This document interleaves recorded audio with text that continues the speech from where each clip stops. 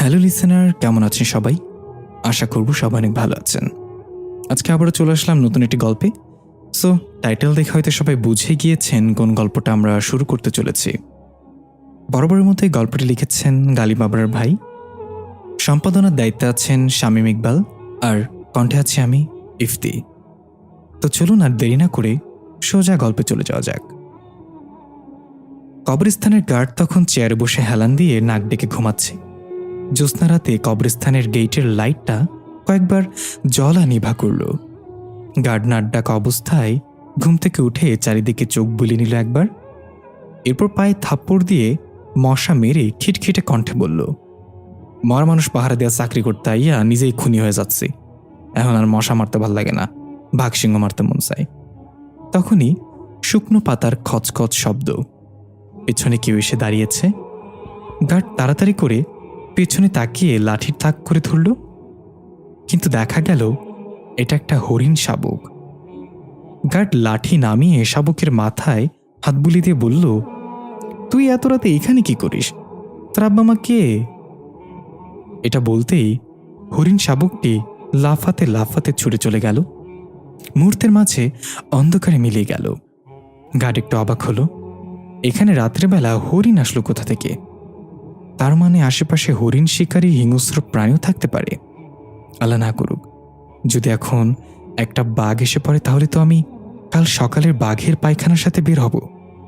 এসব ভাবতে ভাবতে চেহারা আবার পিঠ ঠেকিয়ে হেলান দিয়ে চারপাশে নজর রাখতে লাগলো। এদিকে দেখা যায় কবরস্থানের প্রাচীর ঘেঁষে একটা কালো কুচকুচে সাপ এগিয়ে আসছে, যেটা গার্ড লক্ষ্য করল না। সাপটা গার্ডের পায়ের কাছে এসে ফনা তুলে মাথা দোলাতে লাগলো। তার চোখ যেন আগুনের ফুলকি বইছে। রক্তের মতো লাল জিহ্বাটা বারবার বের করছে আবার ভেতরে নিচ্ছে। হঠাৎ গার্ডের চোখ পড়ল সাপটার দিকে। কিছু বুঝে ওঠার আগেই পায়ে কামড় বসিয়ে দিল ফুস করে। গার্ড যেন সাথে সাথে অবশ হয়ে যেতে লাগলো। চেয়ার থেকে ধপাস করে মাটিতে পড়ে গেল। মুখ দিয়ে সাদা ফেনা বের হয়ে আসতে লাগলো। হাত পা বেঁকে যেতে লাগলো। গার্ড মুখ দিয়ে শুধু গঙ্গানির মতো শব্দ করছে হাঁ করে। সাপটা মুড়িয়ে মুড়িয়ে গার্ডের শরীরের উপর উঠে বুকের উপর বিড়া পাকিয়ে ফনা তুলে বসল। এর চোখের পলকে সাপটা গার্ডের মুখ দিয়ে পেটের ভেতরে চলে গেল। গার্ড গলা কাটা মুরগির মতো ছটফট করতে করতে আস্তে আস্তে নিস্তেজ হয়ে গেল। চারপাশে শুনশান নীরবতা নেমে এলো। প্রকৃতি যেন থমকে গিয়েছে। কোনো পোকামাকড়ের আওয়াজ শোনা যাচ্ছে না। হঠাৎ গার্ড ধাপ করে চোখ মেলে তাকালো, তবে সেই চোখ ছিল আগুন মূর্তির মতো জলমান। ধীরে ধীরে গার্ডের বেঁকে যাওয়া হাত পা মটমট শব্দ করে সোজা হতে লাগলো। এরপর এক ঝটকায় উঠে দাঁড়িয়ে ভয়ানক এক হাসি দিয়ে মুখের ফেনাগুলো হাত দিয়ে মুছে চেয়ারে গিয়ে বসল। কিছুক্ষণ পরে একজন লোককে আসতে দেখা যায় চাদর মুড়ি দিয়ে। সে আশেপাশে তাকাচ্ছিল আর সামনে আগাচ্ছিল। দূর থেকে দেখতে পেল কবরস্থানের গেইটের সামনে গার্ড বসে আছে নড়চড়বিহীন। এক দৃষ্টিতে সে কবরস্থানের ভেতরের দিকে তাকিয়ে আছে। চাদর মুড়ি দেওয়া লোকটা এবার একটু থমকে দাঁড়িয়ে চারপাশটা ভালোভাবে চোখ বুলিয়ে কয়েকটা বার নাক টান দিল নিঃশ্বাস নেওয়ার মতো, যেন সে কিছু একটার ঘ্রাণ শুকার চেষ্টা করছে। এরপর আবার পা বাড়ালো সামনের দিকে। শুকনো পাতায় খচখচ শব্দ করে চেয়ারে বসে থাকা গার্ডের সামনে পৌঁছে একটু গলা খাকুনিতে বলল, আসসালামু আলাইকুম ভাইজান। গার্ড তখনও কবরস্থানের ভেতরে তাকিয়েছিল এক দৃষ্টিতে। লোকটা সালাম শুনে গার্ড ঘাড় কাত করে তার দিকে তাকিয়ে ভারী গলায় সালামের উত্তর দিয়ে জিজ্ঞাসা করল, এত রাতে কবরস্থানে কি চাই? লোকটা এবার মুখ থেকে চাদর সরিয়ে বলল, আমি প্রফেসর ইমাম নাওফি, আর তুমি জানো আমি এখানে কি জন্য এসেছি এত রাতে, তাই না জাবিদ? গার্ড এবার কাপা কাপা হাসিতে বলল,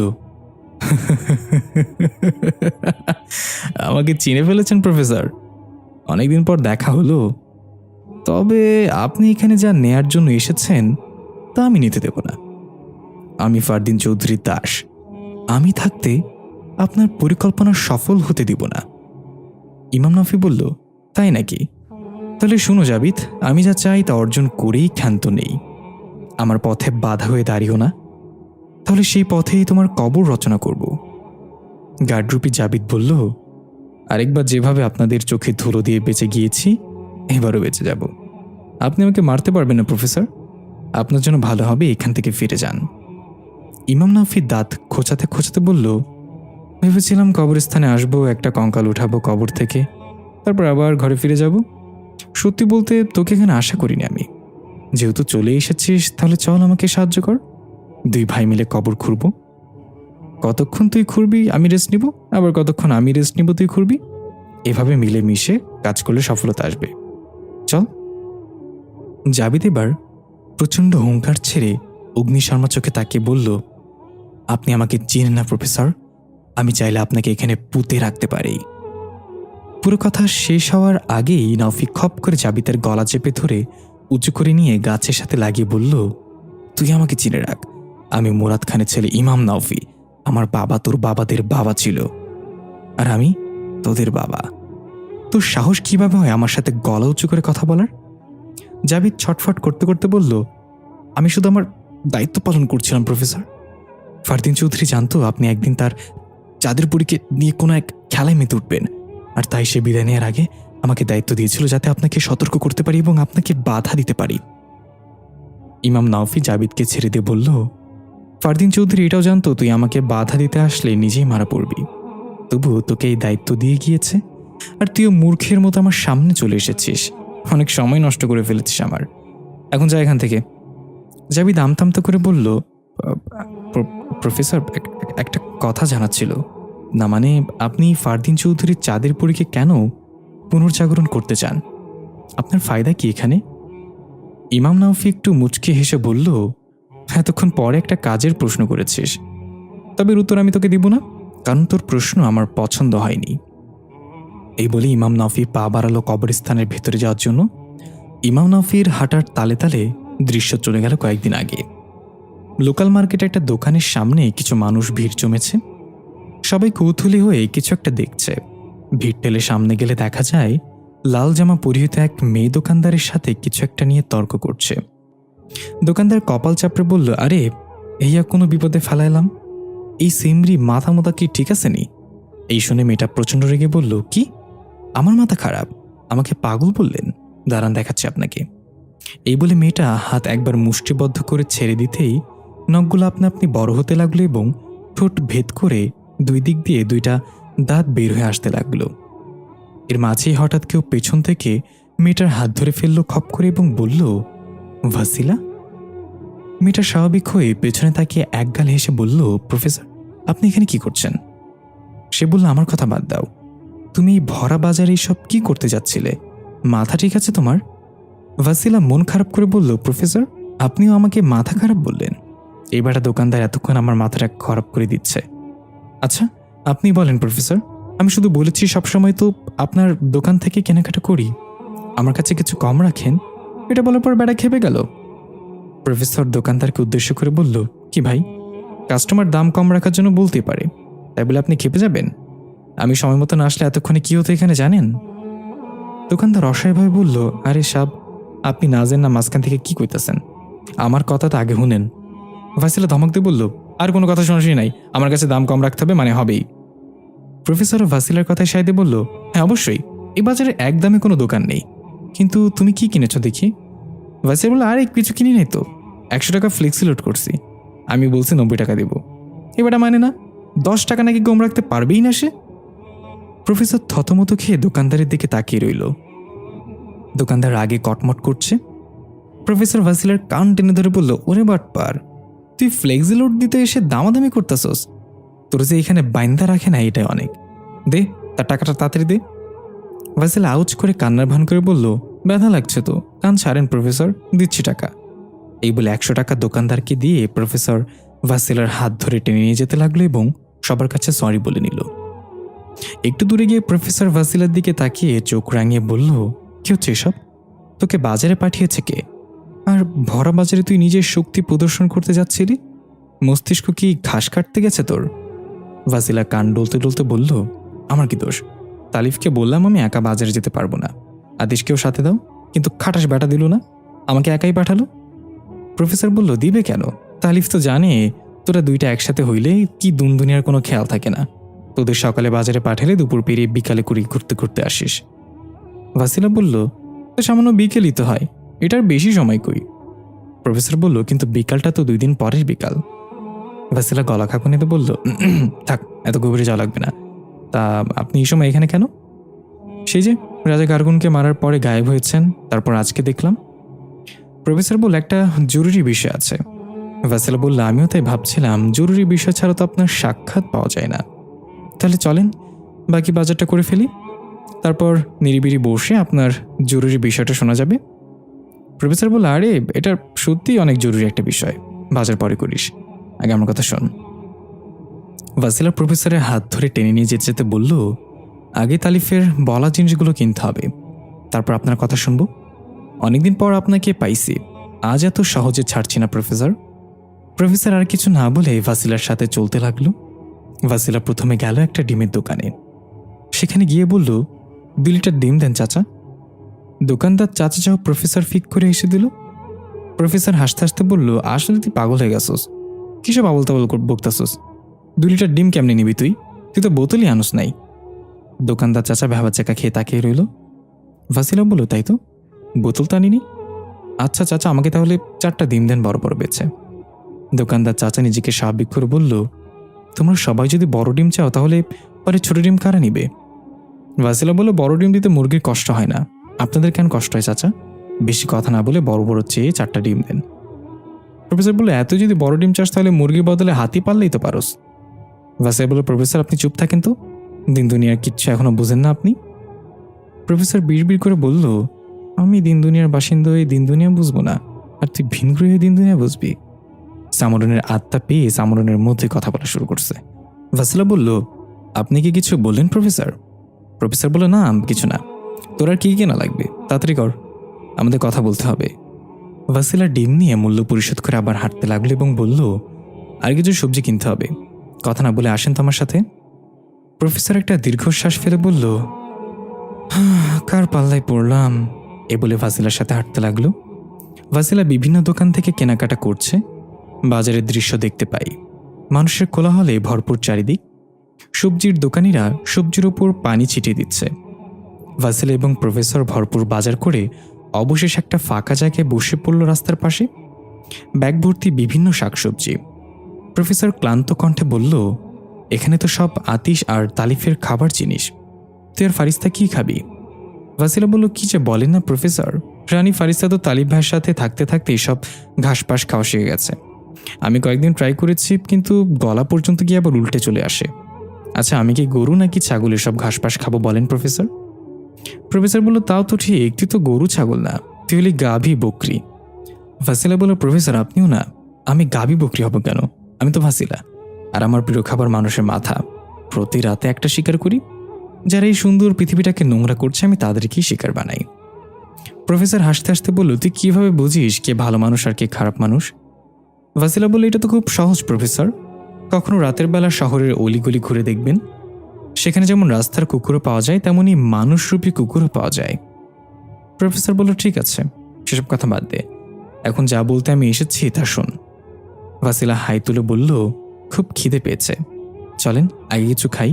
এই সামনে একটা ভিআইপি রেস্তোরাঁ আছে, তার পাশে একটা ছোট চায়ের দোকান আছে, ওই চায়ের দোকানে দুধ চা 10 টাকা, আর ভিআইপি রেস্তোরাঁর মিল্কটি 150 টাকা, বলুন কোনটা খাবেন?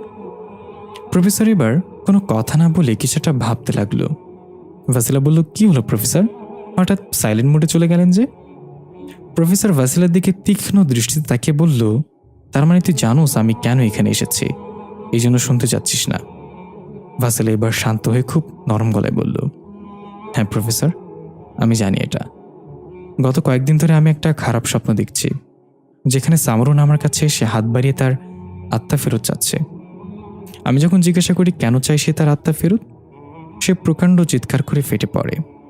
আমি জানি আমার হাতে বেশি সময় নেই প্রফেসর, সামরুন তার আত্মা ফেরত চায় আর আমার তাকে এটা দিয়ে দিতে হবে, এর কোনো সমাধান নেই। প্রফেসর বলল, ওটা সামরুন না, সামরুনের রূপে এক শয়তান, তার উদ্দেশ্য কি আমি জানি না, তবে সে তোর মাঝে থাকা সামরুনের আত্মা চায়, আর আমি থাকতে সেটা কখনো হতে দিব না। ভাসিলা বলল, আমি আপনাকে বিশ্বাস করি প্রফেসর, আপনি যা বলবেন আমি তাই করব। প্রফেসর বলল, সবার আগে যা মনে রাখতে হবে তা হলো এই ব্যাপারে আমরা দুজন ছাড়া যেন আর কেউ না জানে। আগে আমাদেরকে ওই শয়তানকে খুঁজে বের করতে হবে, তারপরে তার উদ্দেশ্য কি সেটা জানতে হবে। ভাসিলা বলল, আপনি কি করতে চাইছেন প্রফেসর? প্রফেসর একটা রহস্যময় হাসি দিয়ে বলল, আমি যা করব তা এর আগে কখনো কেউ কল্পনা করেনি। এমন এক ম্যাজিক বিছিয়ে দিব যে ছোট শয়তান থেকে বড় শয়তান সবাই আটকা পড়বে এই ম্যাজিকে। দৃশ্য ফিরে এলো বর্তমানে। দেখা গেল ইমাম নাওফি একটা কবর খুঁড়ছে। ঘেমিনে একাকার অবস্থা, শার্ট খুলে কোমর বেঁধে নিয়েছে, নিচের হাতা কাটা গেঞ্জিটা পুরো ভিজে গিয়েছে ঘামে। হাঁপাতে হাঁপাতে মাটি সরাতে লাগলো। বাঁশের কুঞ্জিগুলো বের হয়ে এলো। অনেক দিনের আগের কবর হওয়ায় সেগুলো মাটির সাথে মিশে গেছে, হালকা হালকা আছে। আরেকটু মাটি সরাতেই শক্ত কিছু হাতে লাগলো। নাওফি একটা প্রাপ্তির হাসি দিয়ে বলল, পেয়ে গেছে কাঙ্ক্ষিত জিনিস। টান দিয়ে একটা মাথার খুলি উঠিয়ে হাসতে হাসতে চোখের সামনে ধরে বলল, এবার আমাকে কে আটকাবে? তখনই কবরস্থানের বাইরে থেকে মানুষজনের আওয়াজ আসতে লাগলো। এই, কে ওখানে? কবরস্থানের ভেতরে কে? কি করছে এত রাতে? নাওফি বাইরে তাকিয়ে দেখলো কয়েকজন এগিয়ে আসছে এদিকেই, আর জিজ্ঞাসা করছে কে ওখানে। নাওফি বিড়বিড় করে বলল, হারামি জাবিদ, এটা তোর কাজ? তুই গিয়ে মানুষকে আমার ব্যাপারে জানিয়েছিস? পরবর্তী দৃশ্যে দেখা যায় কবরস্থানের বাইরে পুলিশের গাড়ি এসেছে। ইমাম নাওফিকে হাতকড়ি পরিয়ে গাড়িতে উঠাচ্ছে। মাথার খুলিটা এলাকার হুজুরের কাছে দিয়ে বলা হলো এটা পুনরায় ঠিকঠাকভাবে দাফন করে দিতে। গাড়িতে বসে ইমাম নাওফি এক দৃষ্টিতে মাথার খুলির দিকে তাকিয়ে আছে। আর এখান থেকে শুরু হয়েছিল ইমাম নাওফির ব্যাক স্টোরি। রাত তখন 9:05। জেল থেকে মুক্ত হয়ে নাওফি শহরের সবচেয়ে নিরিবিলি পথটা ধরে হুডির পকেটে হাত দিয়ে হেঁটে চলছে। ল্যাম্পপোস্টের হলদে আলোতে নাওফির ছায়াটা দ্বিগুণ বড় হয়ে পেছনে পেছনে হাঁটছে। দূর দূরান্ত থেকে কুকুরের ঘেঘো শব্দ ভেসে আসছে। শুনেছি কুকুর নাকি অতি প্রাকৃতিক জিনিসগুলো স্বচক্ষে দেখতে পারে, আর এই জন্যই আজানের সময় তারা চিৎকার করে। হঠাৎ নাওফি অনুভব করলো পেছনে কারোর পায়ের শব্দ, কেউ যেন অনুসরণ করছে তাকে। নাওফি আস্তে করে ঘুরে পেছনে তাকিয়ে দেখল কেউ নেই, নিজের ছায়াটা ছাড়া। কিছু একটা ভেবে আবার হাঁটা দিল সামনে। আমরা দেখতে পাই নাওফি চলে গেলেও তার ছায়াটা তখনও থমকে আছে আগের জায়গায়। বিষয়টা নাওফি বুঝতে পেরে আবার পেছনে তাকাতেই সাথে সাথে সব স্বাভাবিক হয়ে গেল এবং দেখা গেল ছায়া নাওফির সাথে আছে। নাওফি বুঝতে পারলো কেউ তাকে বিরক্ত করার চেষ্টা করছে, তাই একটু মুচকি হেসে আবার সামনে হাঁটা দিল। এবার দেখা যায় নাওফির ছায়াটা ধীরে ধীরে উঠে দাঁড়াতে লাগলো। হাতে একটা চাকুর মতো প্রতিবিম্ব দেখা যাচ্ছে। সে নাওফির পিঠে আঘাত করতে যাবে তার আগেই নাওফি আবার পেছনে তাকালো এবং সবকিছু স্বাভাবিক হয়ে গেল। অদৃশ্য একটা চাপা কণ্ঠের হাসির সাথে ভেসে আসলো, ইমাম নাওফি আজকাল তার ছায়াকেও ভয় পাচ্ছে। নাওফি তার চোখ 360 ডিগ্রি ঘুরিয়ে ওই কণ্ঠের উৎস খুঁজতে খুঁজতে বলল, ভয় পাওয়াতে এসেছো নাকি ভয় পেতে? যদি ভয় পাওয়াতে চাও তাহলে সামনে আসো, লুকিয়ে কেন? ওই কণ্ঠটা আবার ভেসে আসলো। আসবো নাওফি? অবশ্যই সামনে আসবে। তোমার সাথে আমার পুরনো একটা হিসাব বাকি আছে, সবকিছু সুদে আসলে উসুল করব। নাওফি একটা তাচ্ছিল্যের হাসি দিয়ে বলল, তাই নাকি? দেখো, সুদ তো আমার জন্য হারাম, আর আমি কারোর পাওনা বকেয়া রাখি না। তোমাকে তোমার পাওনাটা ঠিকঠাক বুঝে দিব। এই বলে নাওফি আবার হাঁটা শুরু করলো। পেছন থেকে কর্কর গলায় ভেসে এলো, এবার তোমার কোনো ম্যাজিক কাজে আসবে না প্রফেসর, তুমি ভুল করেছো রংধনুর দুনিয়ায় প্রবেশ করে। নাওফি পেছনে না তাকিয়ে হাঁটার উপরই বলতে লাগলো, এমন ভুল আমি সবসময় করে থাকি, পরিশেষে কাজ হয়ে যায়। হঠাৎ খুব দ্রুত গতিতে একটা পুলিশ জিপ এসে থামলো নাওফির সামনে। দেখা গেল এটা ফাতিহা ছিল। নাওফি কিছু না বলে একটু মুচকে এসে নিজের মতো হাঁটতে লাগলো। ফাতিহা গাড়ি স্লো করে চালিয়ে নাওফির পাশাপাশি চলতে চলতে বলল, আমি কি আপনাকে লিফট দিতে পারি স্যার? নাওফি একটু হেসে বলল, সরকারি গাড়ি দিয়ে খ্যাপ টানা শুরু করলেন কবে থেকে ম্যাডাম? ফাতিহা বলল, আপনি কবরস্থান থেকে মাথার খুলি উঠাতে পারলে আমি সরকারি গাড়ি দিয়ে খ্যাপ টানলে সমস্যা কি বলেন? নাওফি আর কিছু না বলে সোজা গাড়িতে উঠে বসল এবং বলল, আমি ভেবেছিলাম তুমি আমাকে নিতে আসবে জেল গেটে। ফাতিহা গাড়ির স্পিড বাড়িয়ে দিয়ে বলল, আসতে চেয়েছিলাম কিন্তু একটা কাজে আটকা পড়ে গিয়েছিলাম। নাওফি মুচকে আসলো এবং বাইরের দিকে তাকিয়ে রইল।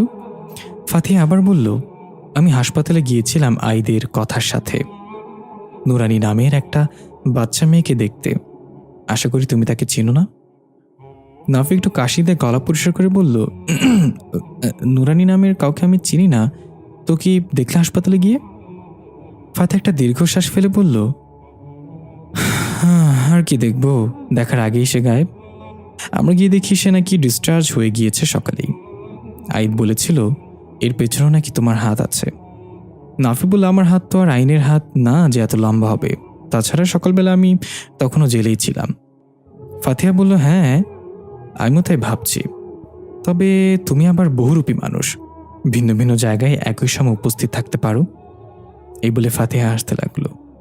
নাফিও হাসতে হাসতে বলল, হ্যাঁ আমি তো গালিব আবরারের ত্রিকালদর্শীর গল্পের মতো অতীতের ভবিষ্যৎ থেকে আমার ভেরিয়েন্ট নিয়ে এসে ভিন্ন ভিন্ন জায়গায় রেখে দিয়েছে একই সময় উপস্থিত থাকার জন্য। নওফির হাসির সাথে দৃশ্য চলে যায় একটু আগে। জেলে থাকা অবস্থায় নওফি যখন প্রস্তুতি নিচ্ছে বের হওয়ার জন্য, তখনই সালাম দৃশ্যমান হলো হন্তদন্ত হয়ে। নওফি জিজ্ঞাসা করল, কিরে চুরি করতে গিয়ে দৌড়ানি খেয়ে আইসোস নাকি? এভাবে ভাবাচ্ছিস কেন? সালাম বলল, ওস্তাদ সেটা হলে তো ভালোই হতো, ঘটনা তো অন্য কিছু। আইদ কথাকে নিয়ে হাসপাতালে এসে পৌঁছেছে, হয়তো খুব তাড়াতাড়ি তারা নুরিনের কাছে পৌঁছে যাবে। নওফি এটা শুনে অস্থির হয়ে গেল এবং পায়চারি করতে করতে কিছু একটা ভাবতে লাগলো।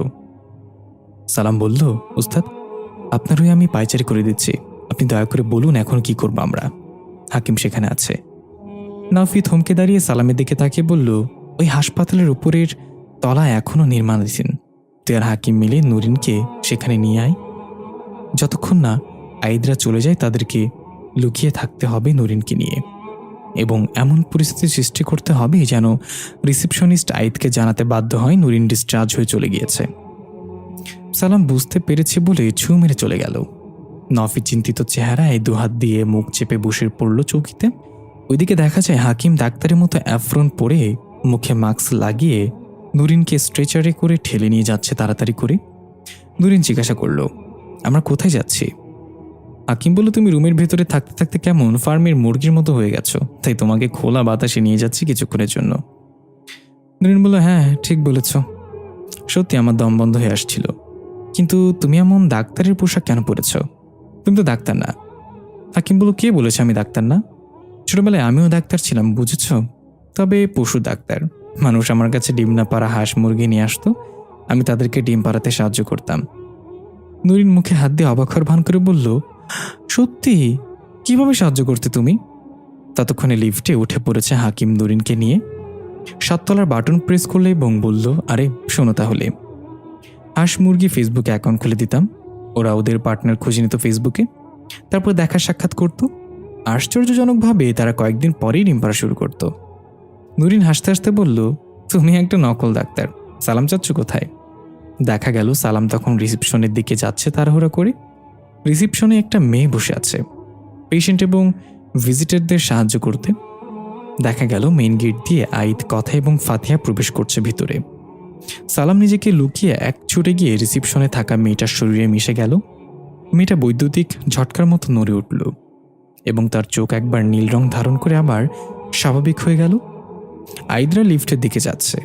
নুরিনের ওয়ার্ড 3 তলার ব্লক এতে। আইদরা সেখানেই যাচ্ছে। সালাম ওই মেয়েটার মাঝে থেকে সবকিছু পর্যবেক্ষণ করছে। হঠাৎ একজন ভিজিটরের ডাকে ধ্যান ভাঙল। ভিজিটর একজনের নাম বলে জানতে চাইল এই পেশেন্ট কয়তলায় কত নাম্বার রুমে আছে। যেহেতু মেয়েটার ভিতরে সালাম আছে তাই তার জানার কথা না। সালাম মেয়েটার কণ্ঠে বলল, পেশেন্ট আপনার কি হয়? ভিজিটর বলল, সে আমার বাবার নানুর চাচাতো ভাইয়ের ছোট ছেলের নাতি। সালাম একটু কাশি দিয়ে বলল, এত নিকট আত্মীয়, তো কি হয়েছে তার? ভিজিটর বলল, সঠিক জানি না, শুনেছি পেটে পাথর হয়েছে, অপারেশন করতে হবে। ডাক্তার নাকি বলেছে 50-50 চান্স আছে বাঁচার। সালাম বলল, তাহলে 2 বার অপারেশন করলেই তো হয়। ভিজিটর থতমত খেয়ে বলল, মানে কি বলছেন আপনি? সালাম বলল, কিছু না, আপনার নিকট আত্মীয় এখন 3 তলায় ব্লক বি ওয়ার্ডে আছে, যান গিয়ে দেখে আসেন। লোকটা চলে গেল। আরও একজন বয়স্ক মহিলা পুজো হয়ে হাঁটতে হাঁটতে এসে বোরকা দাঁতের ফেসে ফেসে গলায় বলল, পেটে ব্যথায় ডাক্তার দেখামো মা, একটা স্লিপ কার্ডটা দাও। মেয়েটার কণ্ঠে সালাম বলল, পেটে ব্যথার ডাক্তার তো আজকে আসে নাই চাচি। বৃদ্ধ একটু রেগিয়ে বলল, কেন এলো না ডাক্তারিরা? সালাম বলল, কারণ ডাক্তারের আজ পেটে ব্যথা, তাই আসেনি। এই বলে সালাম বারবার লিফটের দিকে তাকাচ্ছিল, আইদরা এখনো নিচে আসছে না কেন। নুরিনকে না পেয়ে এতক্ষণে নিচে চলে আসার কথা। সালাম এখানে সময় কাটাচ্ছিল মূলত। এর মাঝেই দেখা গেল আইদরা লিফট থেকে বের হচ্ছে। মেয়েটার মাঝে থাকা সালাম তাড়াতাড়ি করে নিজেকে স্বাভাবিক করে ফেলল। আইদ রিসিপশনের দিকে এগিয়ে আসছে, এসে ডেস্কের উপর 2টা টোকা দিয়ে বলল, এক্সকিউজ মি। মেয়েটার কণ্ঠে সালাম বলল, ইয়েস, বলুন কিভাবে সাহায্য করতে পারি। আইদ একটু কেমন করে যেন তাকিয়ে রইল মেয়েটার দিকে। হয়তো কিছু আজ করতে পেরেছে আইদ। পরক্ষণই সালামও বিষয়টা বুঝতে পেরে সাথে সাথে মেয়েটার কণ্ঠে বলল, এভাবে কি দেখছেন স্যার, আমার বিয়ে হয়ে গেছে, লাইন মেরে লাভ নেই। আইদ ভাবার জায়গা খেয়ে বলল, আরে কি বলতেছেন সব, আমার অন্য কোনো ইন্টেনশন ছিল না। আচ্ছা যাই হোক, 3তলায় ব্লক এতে নুরিন নামে একজন পেশেন্ট ছিল, সে কোথায়? সালাম বলল, সরি স্যার, সে তো আজ সকালে ডিসচার্জ হয়ে চলে গিয়েছে। আইদ অবাক হয়ে জিজ্ঞাসা করল, ডিসচার্জ হয়ে গিয়েছে মানে? কেন? তার তো অপারেশন হওয়ার কথা ছিল। সালাম বলল, ডাক্তার বলেছে এই হাসপাতালে এত বড় অপারেশন করা রিস্কি হয়ে যাবে, তাই অন্য হাসপাতালে শিফট করা হয়েছে তাকে। আইদ বলল, আপনি কি জানেন সেটা কোন হাসপাতালে? সালাম বলল, সরি স্যার, আমি সেটা বলতে পারবো না, আমরা এইটুকু জানা ছিল। আইদ আরও কিছু বলতে চেয়েও থেমে গেল এবং চলে যাওয়ার জন্য পা বাড়ালো। মেয়েটার চোখ দিয়ে সালাম এক দৃষ্টিতে আইদের চলে যাওয়ার দিকে তাকিয়ে আছে। আইদ একটু সামনে গিয়ে আবার থেমে গেল এবং পেছনে ঘুরে বলল, কেন যেন মনে হচ্ছে আপনি আমার পরিচিত। সালাম ভেতর থেকে একটু ঘাবড়ে গিয়ে মেয়েটার কণ্ঠে বলল, এরপর নিশ্চয়ই আমার ফোন নাম্বার চাইবেন, তারপর রাত বিরাতে কল করে ভাব জমানোর চেষ্টা করবেন। আইদ চোখ রাঙিয়ে তাকিয়ে চলে গেল। আলো রোশনির মতো সালাম মেয়েটার ভেতর থেকে বেরিয়ে এলো। মেয়েটা চেয়ার থেকে পড়ে যেতে যেতে কোনো রকম ডেস্ক ধরে বাঁচল। মেয়েটা মাথা চুলকে বলল, কেমন যেন সবকিছু অদ্ভুত লাগছে। দৃশ্য ফিরে এলো বর্তমানে। গাড়ি চলছে ফুল স্পিডে ফাঁকা রাস্তা দিয়ে। নাফি বাইরের দিকে তাকিয়ে গালে হাত দিয়ে চিন্তামগ্ন হয়ে বসে আছে। ফাতিহা এক হাতে স্টিয়ারিং ধরে অন্য হাতে নাফির রানের উপর পা রেখে বলল, কি ভাবছ এত? সব ঠিক হয়ে যাবে। নাফি ফাতিহার হাতে হাত রেখে বলল, দুনিয়াতে সব কখনো ঠিক হয় না অর্ধাঙ্গিনী, পারফেক্টনেস একমাত্র জান্নাতেই পাওয়া যাবে। ফাতিহা বলল, আমার মা বলতো পুরুষ মানুষ হলো বন্য ঘোড়ার মতো, তাদেরকে কখনো পোষ মানানো যায় না। তারা নিজের মর্জিতে চলতে পছন্দ করে, কখন দৌড়াবে কখন বিশ্রাম করবে সব নিজের ইচ্ছের উপর তার। আর আমি ভুলটা এখানেই করেছিলাম, আমি তোমাকে পোষ মানাতে গিয়ে তোমার থেকে দূরে সরে গিয়েছিলাম, কিন্তু এখন আমি তোমার সাথে আছি সব সময়, সব পরিস্থিতিতে। আমি তোমাকে আর কখনো একা ছাড়ব না। নাফি ভরসা পেয়ে সুন্দর করে হেসে বলল, আমাকে বুঝতে পারার জন্য অনেক ধন্যবাদ অর্ধাঙ্গিনী। ফাতি অভিমানী করে বলল, আচ্ছা এখন ঘরের বউকে ধন্যবাদ দেয়া হচ্ছে তাই না? তুমি তো চাইলে একটু ইউনিকভাবে আমাকে 2টা গালে 2টা ধন্যবাদ দিতে পারতা। নাফি বলল, আস্তাক ফিরুল্লাহ অর্ধাঙ্গিনী, আমি তোমার গালে থাপ্পড় কেন মারব? আমার তো হাত কাঁপবে। ফাতিহা রেগে বলল, আমার অকর্মা জামাই, আমি বলি কি আর বুঝে কি। এটা বলতেই গাড়ির সামনে বিদ্যুৎ বেগে কেউ এসে দাঁড়িয়ে পড়ল। ফাতিহার সাথে সাথে কোনোরকম হার্ট ব্রেক কষল। নিয়ন্ত্রণ হারিয়ে রাস্তার পাশে একটা মোটা গাছের সাথে গিয়ে বাড়ি খেল। গাড়ির সামনের অংশ ভেঙে ধোঁয়া বের হতে লাগলো। নাফি কাশতে কাশতে বলল, ফাতিহা ঠিক আছে তুমি? ফাতিহা কোকড়াতে কোকড়াতে বলল, হ্যাঁ আমি ঠিক আছি, কিন্তু ওটা কি ছিল? নাফি গাড়ি থেকে নেমে চারপাশে চোখ বুলিয়ে দেখতে লাগলো, হাত দিয়ে ধোঁয়া সরাতে সরাতে। ফাতিহা গাড়ির সামনে থেকে নামলো এবং নাফির কাছে এসে বলল, এখানে তো কেউ নেই। নাফি বলল, সেটা তো দেখতেই পাচ্ছি, কিন্তু আমাদের এখনই এই জায়গাটা ত্যাগ করতে হবে। আমি নেগেটিভ এনার্জি অনুভব করছি। ফাতিহার কোনো কথা না বলে তাড়াতাড়ি গাড়িতে উঠে চাবি দিয়ে মুড়িয়ে স্টার্ট করার চেষ্টা করতে লাগলো। কয়েকবার চেষ্টা করার পর গাড়ি স্টার্ট হয়ে গেল। ফাতিহা দেরি না করে ব্যাক গিয়ার দিয়ে গাড়ি পেছনে এনে বলল, গাড়িতে উঠে বসো তাড়াতাড়ি। নাফি চারিদিকে তাকাতে তাকাতে গাড়িতে উঠে বসল। ফাতিহা গাড়ি টান দিল ফুল স্পিডে। তারা চলে যাওয়ার পর সেখানে দৃশ্যমান হলো কয়েকটা লোমুর শরীরের বড় বড় ছায়ামূর্তি। তাদের পুরো শরীর কালো লোমে ঢাকা মনে হচ্ছে, চোখের মণিগুলো আগুনে মতো জ্বলছে, মুখ দিয়ে অনবরত গড়গড় শব্দ করে যাচ্ছে। গাড়ির দৃশ্য দেখা যায়। ফাতিহা বলছে, কি ছিল এখানে? তোমাকে এত ঘাবড়ানো অবস্থায় কখনো দেখিনি আমি। নাফি বলল, আমি জানি না কি ছিল, এমন নেগেটিভ এনার্জির এর আগে কখনো অনুভব করিনি আমি। মনে হচ্ছিল যেন আমার হৃৎপিণ্ড জ্বলে যাচ্ছে। ওইখানে যাই ছিল তা সাধারণ কিছু না, খোঁজ নিতে হবে এই ব্যাপারে। ফাতিহা বলল, এখন কোথায় যাবে? নাফি বলল, বাড়ি। দৃশ্য পরিবর্তন। দেখা গেল হাকিম নুরিনকে নিয়ে ফিরে এসেছে ওয়ার্ডে। নুরিন বলল, জানো চাচ্চু, আমরা কখনো কখনো মনে হয় তুমি এবং সালাম চাচ্চু কোনো মানুষ না। হাকিম থতমত খেয়ে বলল, মানে কি বলছো? আমরা মানুষরা মানে? নুরিন বলল, আব্বু আম্মু বলেছে আমাকে মানুষ নাকি খুব খারাপ হয়, কিন্তু তোমরা তো অনেক ভালো। হাকিম সুন্দর করে হেসে বলল, না মামুনি, সব মানুষ খারাপ হয় না। মানুষ জাতি হলেও সাদা কাপড়ের মতো। সাদা কাপড়ে যেমন একটা ছোট্ট দাগ অনেক বড় দেখা যায়, তেমনি খারাপ মানুষও। আসলে ভালো মানুষের সংখ্যা অনেক, কিন্তু খারাপ মানুষেরা সবসময় চর্চায় থাকে বলে মনে হয় সবই খারাপ মানুষ। তখনই সালাম চুমের এসে বলল, তাড়াতাড়ি চল ভাই, নুরিনের আব্বা আম্মু এসছে এদিকেই। হাকিম নুরিনকে বলল, তাহলে এখন যাই মামুনি, আমরা আবার আসব। নুরিন বলল, তোমরা আমার আব্বা আম্মুকে ভয় পাও না কেন? তারা আসলে আসুক, তোমরা এখানেই থাকো। সালাম বলল, না রে মাম্মু, আমরা ভয় পাই না, তারা আমাদের দেখলে ভয় পাবে, ওসব বুঝবে না তুমি, এখন যাই। এই বলে সালাম আর হাকিম চলে গেল সেখান থেকে। কিছুক্ষণ পরেই নুরিনের আব্বু আম্মু আসলো নুরিনের পছন্দের খেলনা এবং খাবার নিয়ে। নুরিনের আম্মু এসে মাথার কাছে বসে নুরিনের কপালে চুমু খেয়ে বলল, কি হচ্ছে আমার মাটার? মন খারাপ কেন? নুরিন কোনো কথা বলল না।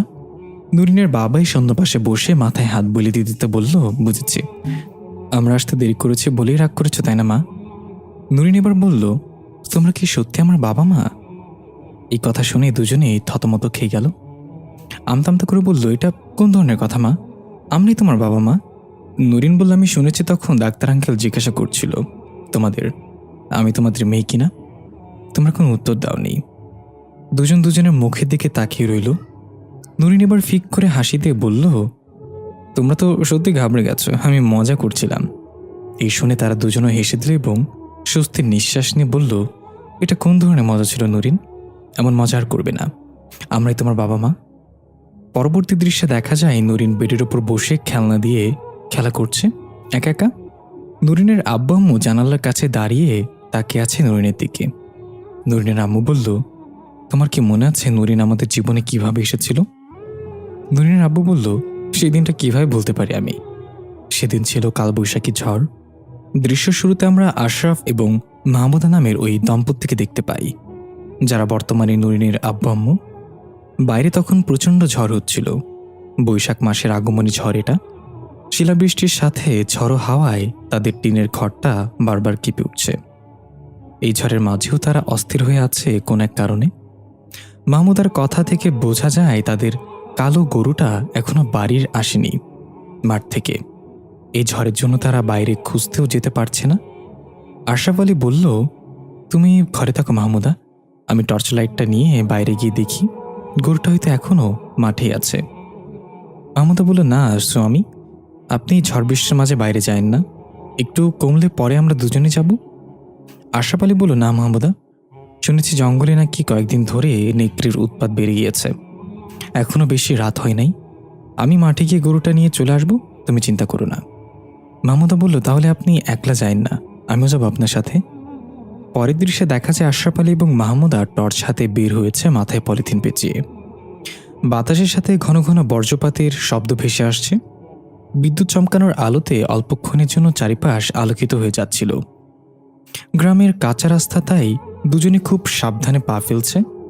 হঠাৎ তাদের কানে একটা বাচ্চার কান্না ভেসে আসলো। দুজনে একসাথে থমকে দাঁড়িয়ে পড়ল। একে অপরের দিকে আবার চোখে চোখে তাকিয়ে বলল, তুমি কি কিছু শুনতে পাচ্ছ মাহমুদা? মাহমুদা কান পেতে বলল, হ্যাঁ, একটা বাচ্চার কান্না মনে হইতেছে। কই থেকে আসতেছে এটা, দেখো তো। আশরাফ আলী কান্নার আওয়াজ অনুসরণ করে রাস্তা থেকে একটু নেমে হাঁটতে লাগলো। মাহমুদা রাস্তায় দাঁড়িয়ে লাইট ধরে আছে আশরাফ আলীর চলার পথে। হঠাৎ করেই কান্নার শব্দটা মিলে গেল, আর শোনা গেল না সেটা। আশরাফ আলী অনেক খুঁজেও কিছু পেল না। অজ্ঞতা আবার রাস্তায় উঠে এসে বলল, কই, কিছু তো পাইলাম না মাহমুদা। মাহমুদা বলল, কি জানি, হয়তো আশেপাশে কোনো বাড়ি থেকে আসছিল, চলো আমরা তাড়াতাড়ি মাঠে যাই, ঝড়ের রাইতে বেশি চিন্তা করা লাগবে না। এই বলে তারা দুজন আবার হাঁটা দিল খুব দ্রুত। মাঠের কাছাকাছি পৌঁছালে তারা দূর থেকে হঠাৎ বিদ্যুৎ চমকানোর আলোতে দেখা গেল কালো লোমশ ভয়ানক এক প্রাণী গরুটাকে খাবলে খুবলে কাচ্ছে। দৃশ্যটা দেখে তারা দুজনেই ভয়ে আঁতকে উঠল। এটা নেকড়ে ছিল না, হাত পা মানুষের মতো হলেও সারা শরীর কালো লোমে ঢাকা। মাহমুদা ভয়ে চিৎকার করে উঠল পেছন থেকে। চিৎকার শুনে ওই প্রাণীটা হুঙ্কার দিয়ে পেছনে তাকালো। আশরাফ আলী মাহমুদার হাত শক্ত করে ধরে বলল, দোয়া দরুদ পড়ো মাহমুদা, এটা কোনো প্রাণী না। প্রাণীতে উঠে কর্কর শব্দ করে আশরাফ আলী এবং মাহমুদার দিকে এগিয়ে আসতে লাগলো। দেখা গেল এমন ঝুম বৃষ্টিতেও তার গায়ে একটা ফোঁটাও পানি পড়ছে না, সে সম্পূর্ণ শুকনো। আশরাফ আলী এবং মাহমুদা ভয়ে কাঁপা কাঁপা গলায় দোয়া দুরুদ যা পড়া শুরু করলো এবং উল্টো ঘুরে একসাথে দৌড় দিল চিৎকার করে। একেবারের জন্য পেছনে তাকালো না। বারবার মনে হচ্ছিল প্রাণীটা পেছনে পেছনে আসছে দৌড়ে, এই বুঝে থাবা মারবে পেছন থেকে। কাঁচা রাস্তায় পিছলা খেয়ে মাহমুদা পড়ে গেল মুখ থুবড়ে। আশরাফ আলী থমকে গিয়ে পেছনে তাকিয়ে দেখল প্রাণীটা নেই। তবু দৌড় থামানো যাবে না। মাহমুদাকে হাত ধরে টেনে তুলে আবার দৌড় দিল। এবার এক দৌড়ে বাড়িতে এসে ঘরের দরজা বন্ধ করে মেঝেতে বসে পড়ল এবং হাঁপাতে লাগলো দুজন। কারোর মুখে কোনো কথা নেই, ভয় গলা শুকিয়ে কাঠ হয়ে গিয়েছে। আশরাফ আলী শ্বাস নিতে নিতে বলল, ঘুরে গেছে যাক, বড় বাচ্চা বেঁচে গেছে আজকে। ওটা কি ছিল মাহমুদা? ঠিক তখনই ঘরের দরজায় ঠকঠক শব্দ। তারা দুজনেই ভয় কেঁপে উঠল। আবার মাহমুদা কান্না করে দিল এবং বলল, দরজা খুলো না। আশরাফ আলী মাহমুদাকে শান্ত করল। এর মাঝে আবার ঠকঠক শব্দ এবং সাথে বাচ্চার কান্নার শব্দ। বাচ্চা বলতে একদম শিশু বাচ্চা না, তবে কান্নাটা খুব চাপা কণ্ঠের কান্না। আশরাফ আলী চিৎকার করে জিজ্ঞাসা করল, কে? বাইরে কে? বাইরে থেকে কোনো উত্তর এলো না, কিন্তু দরজায় আবার ঠকঠক শব্দ হলো। আশরাফ আলী এবং মাহমুদা ভয়ে জড়সড় হয়ে বসে আছে এক জায়গায়। দরজা খোলার সাহস নেই। এভাবে কতক্ষণ কেটে গিয়েছে জানে না। বাইরে থেকে আর কোনো আওয়াজ আসলো না, সবকিছু নীরব হয়ে গিয়েছে। ঝড় বৃষ্টিও থেমে গিয়েছে। আশরাফ আলী এবং মাহমুদা দোয়া দুরুদ পড়তে পড়তে একসময় ঘুমিয়ে গেল। পরদিন সকালে মাহমুদার ঘুম ভাঙল হাঁস মুরগির ডাকে। মাহমুদা উঠে আশরাফ আলীকে মা জাগিয়ে দরজা খুলতে গেল চোখ ডলতে ডলতে। ততক্ষণে রাতের ঘটনা প্রায় ভুলে গিয়েছে মাহমুদা। দরজা খুলতেই চোখ ছানাপড়া হয়ে গেল মাহমুদার। কাঁপা কাঁপা গলায় হালকা জোরে আশরাফ আলীকে ডাক দিল, স্বামী উঠো, দেখো এটা কি। আশরাফ আলী মাহমুদার ডাকে ঘুম থেকে উঠে চোখ ডলতে ডলতে চৌকি থেকে নেমে এসে বলল, কি হয়েছে, ডাকাডাকি করতেছো কেন? দরজার কাছে এসে আশরাফ আলীর চোখও আটকে গেল। কাদা মাখা একটা বাচ্চা মেয়ে শুয়ে আছে দরজার সামনে। আশ্চর্য বিষয়, বাচ্চাটা সম্পূর্ণ নগ্ন, গায়ে কোনো জামা কাপড় নেই। বয়স বেশি হলে 7 থেকে 8 বছর হবে। দুজনে অবাক হয়ে একে অপরের দিকে তাকিয়ে আছে। এখানে বাচ্চা মেয়েটা আসলো কোথা থেকে? রাতের ঘটে যাওয়া ঘটনাগুলো এক এক করে সব মনে পড়তে লাগলো। তাহলে রাতে কি এই বাচ্চাটাই কান্না করছিল আর দরজায় বাড়ি দিচ্ছিল? মাহমুদা বলে, এসব পরেও ভাবা যাবে, দেখো না বাচ্চাটা জীবিত আছে কিনা। আশরাফ আলী ধীরে ধীরে সামনে এগিয়ে সেখানে বসে বাচ্চাটার নাকের কাছে হাত দিয়ে নিঃশ্বাস পরীক্ষা করে বলল, মাহমুদা সে তো বেঁচে আছে। এটা শুনে মাহমুদা তাড়াতাড়ি করে বাচ্চাটাকে কোলে তুলে ঘরের ভেতরে নিয়ে গেল এবং আশরাফ আলীকে বলল পাটি বিছিয়ে দিতে। মাহমুদ অনুভব করল বাচ্চাটার শরীর প্রচণ্ড গরম, জ্বরে তার গা পুড়ে যাচ্ছে। পাটিতে শুইয়ে দিয়ে মাহমুদা বলল, স্বামী তুমি তাড়াতাড়ি গিয়ে ডাক্তার নিয়ে আসো, ওর গায়ে অনেক জ্বর। আশরাফ আলী বলল, আচ্ছা মাহমুদা, আমরা কেন শুধু শুধু এইসব ঝামেলা করছি? কান্নাকার বাচ্চার চেয়ে ভালো আশেপাশে খোঁজ নিয়ে দেখি কারো বাচ্চা হারিয়েছে নাকি, যাদের বাচ্চা তাদের কাছে দিয়ে দিই। মাহমুদা ধমকের স্বরে বলল, এখন এসব করার সময় নেই। আমাদের অবহেলার কারণে যদি বাচ্চাটা কিছু হয়ে যায় তাহলে কখনো ক্ষমা করতে পারবো না নিজেদের।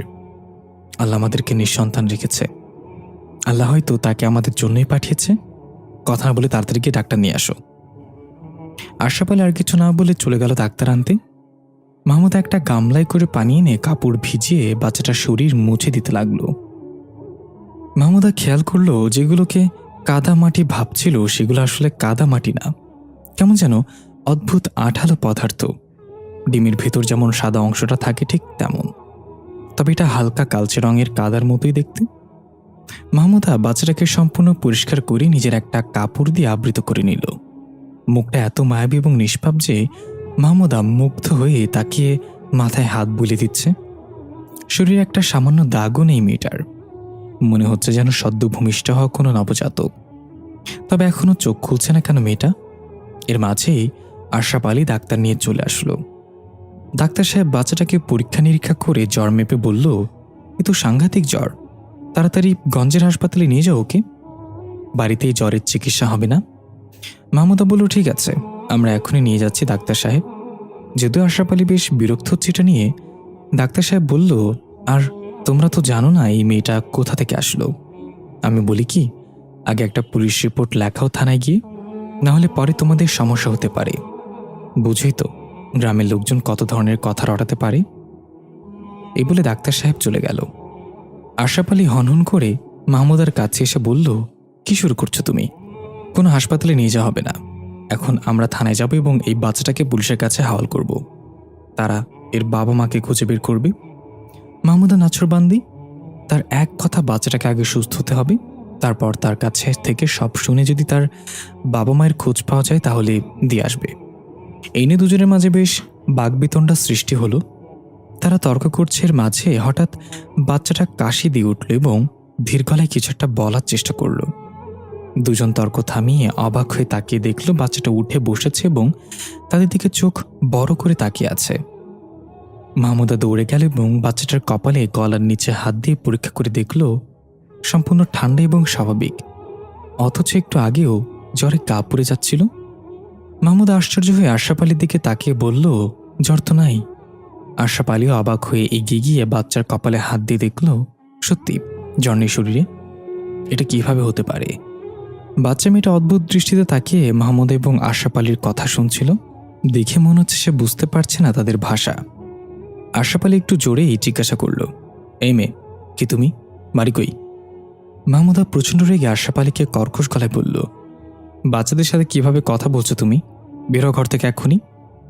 তোমার কোনো কিছু জিজ্ঞাসা করতে হবে না।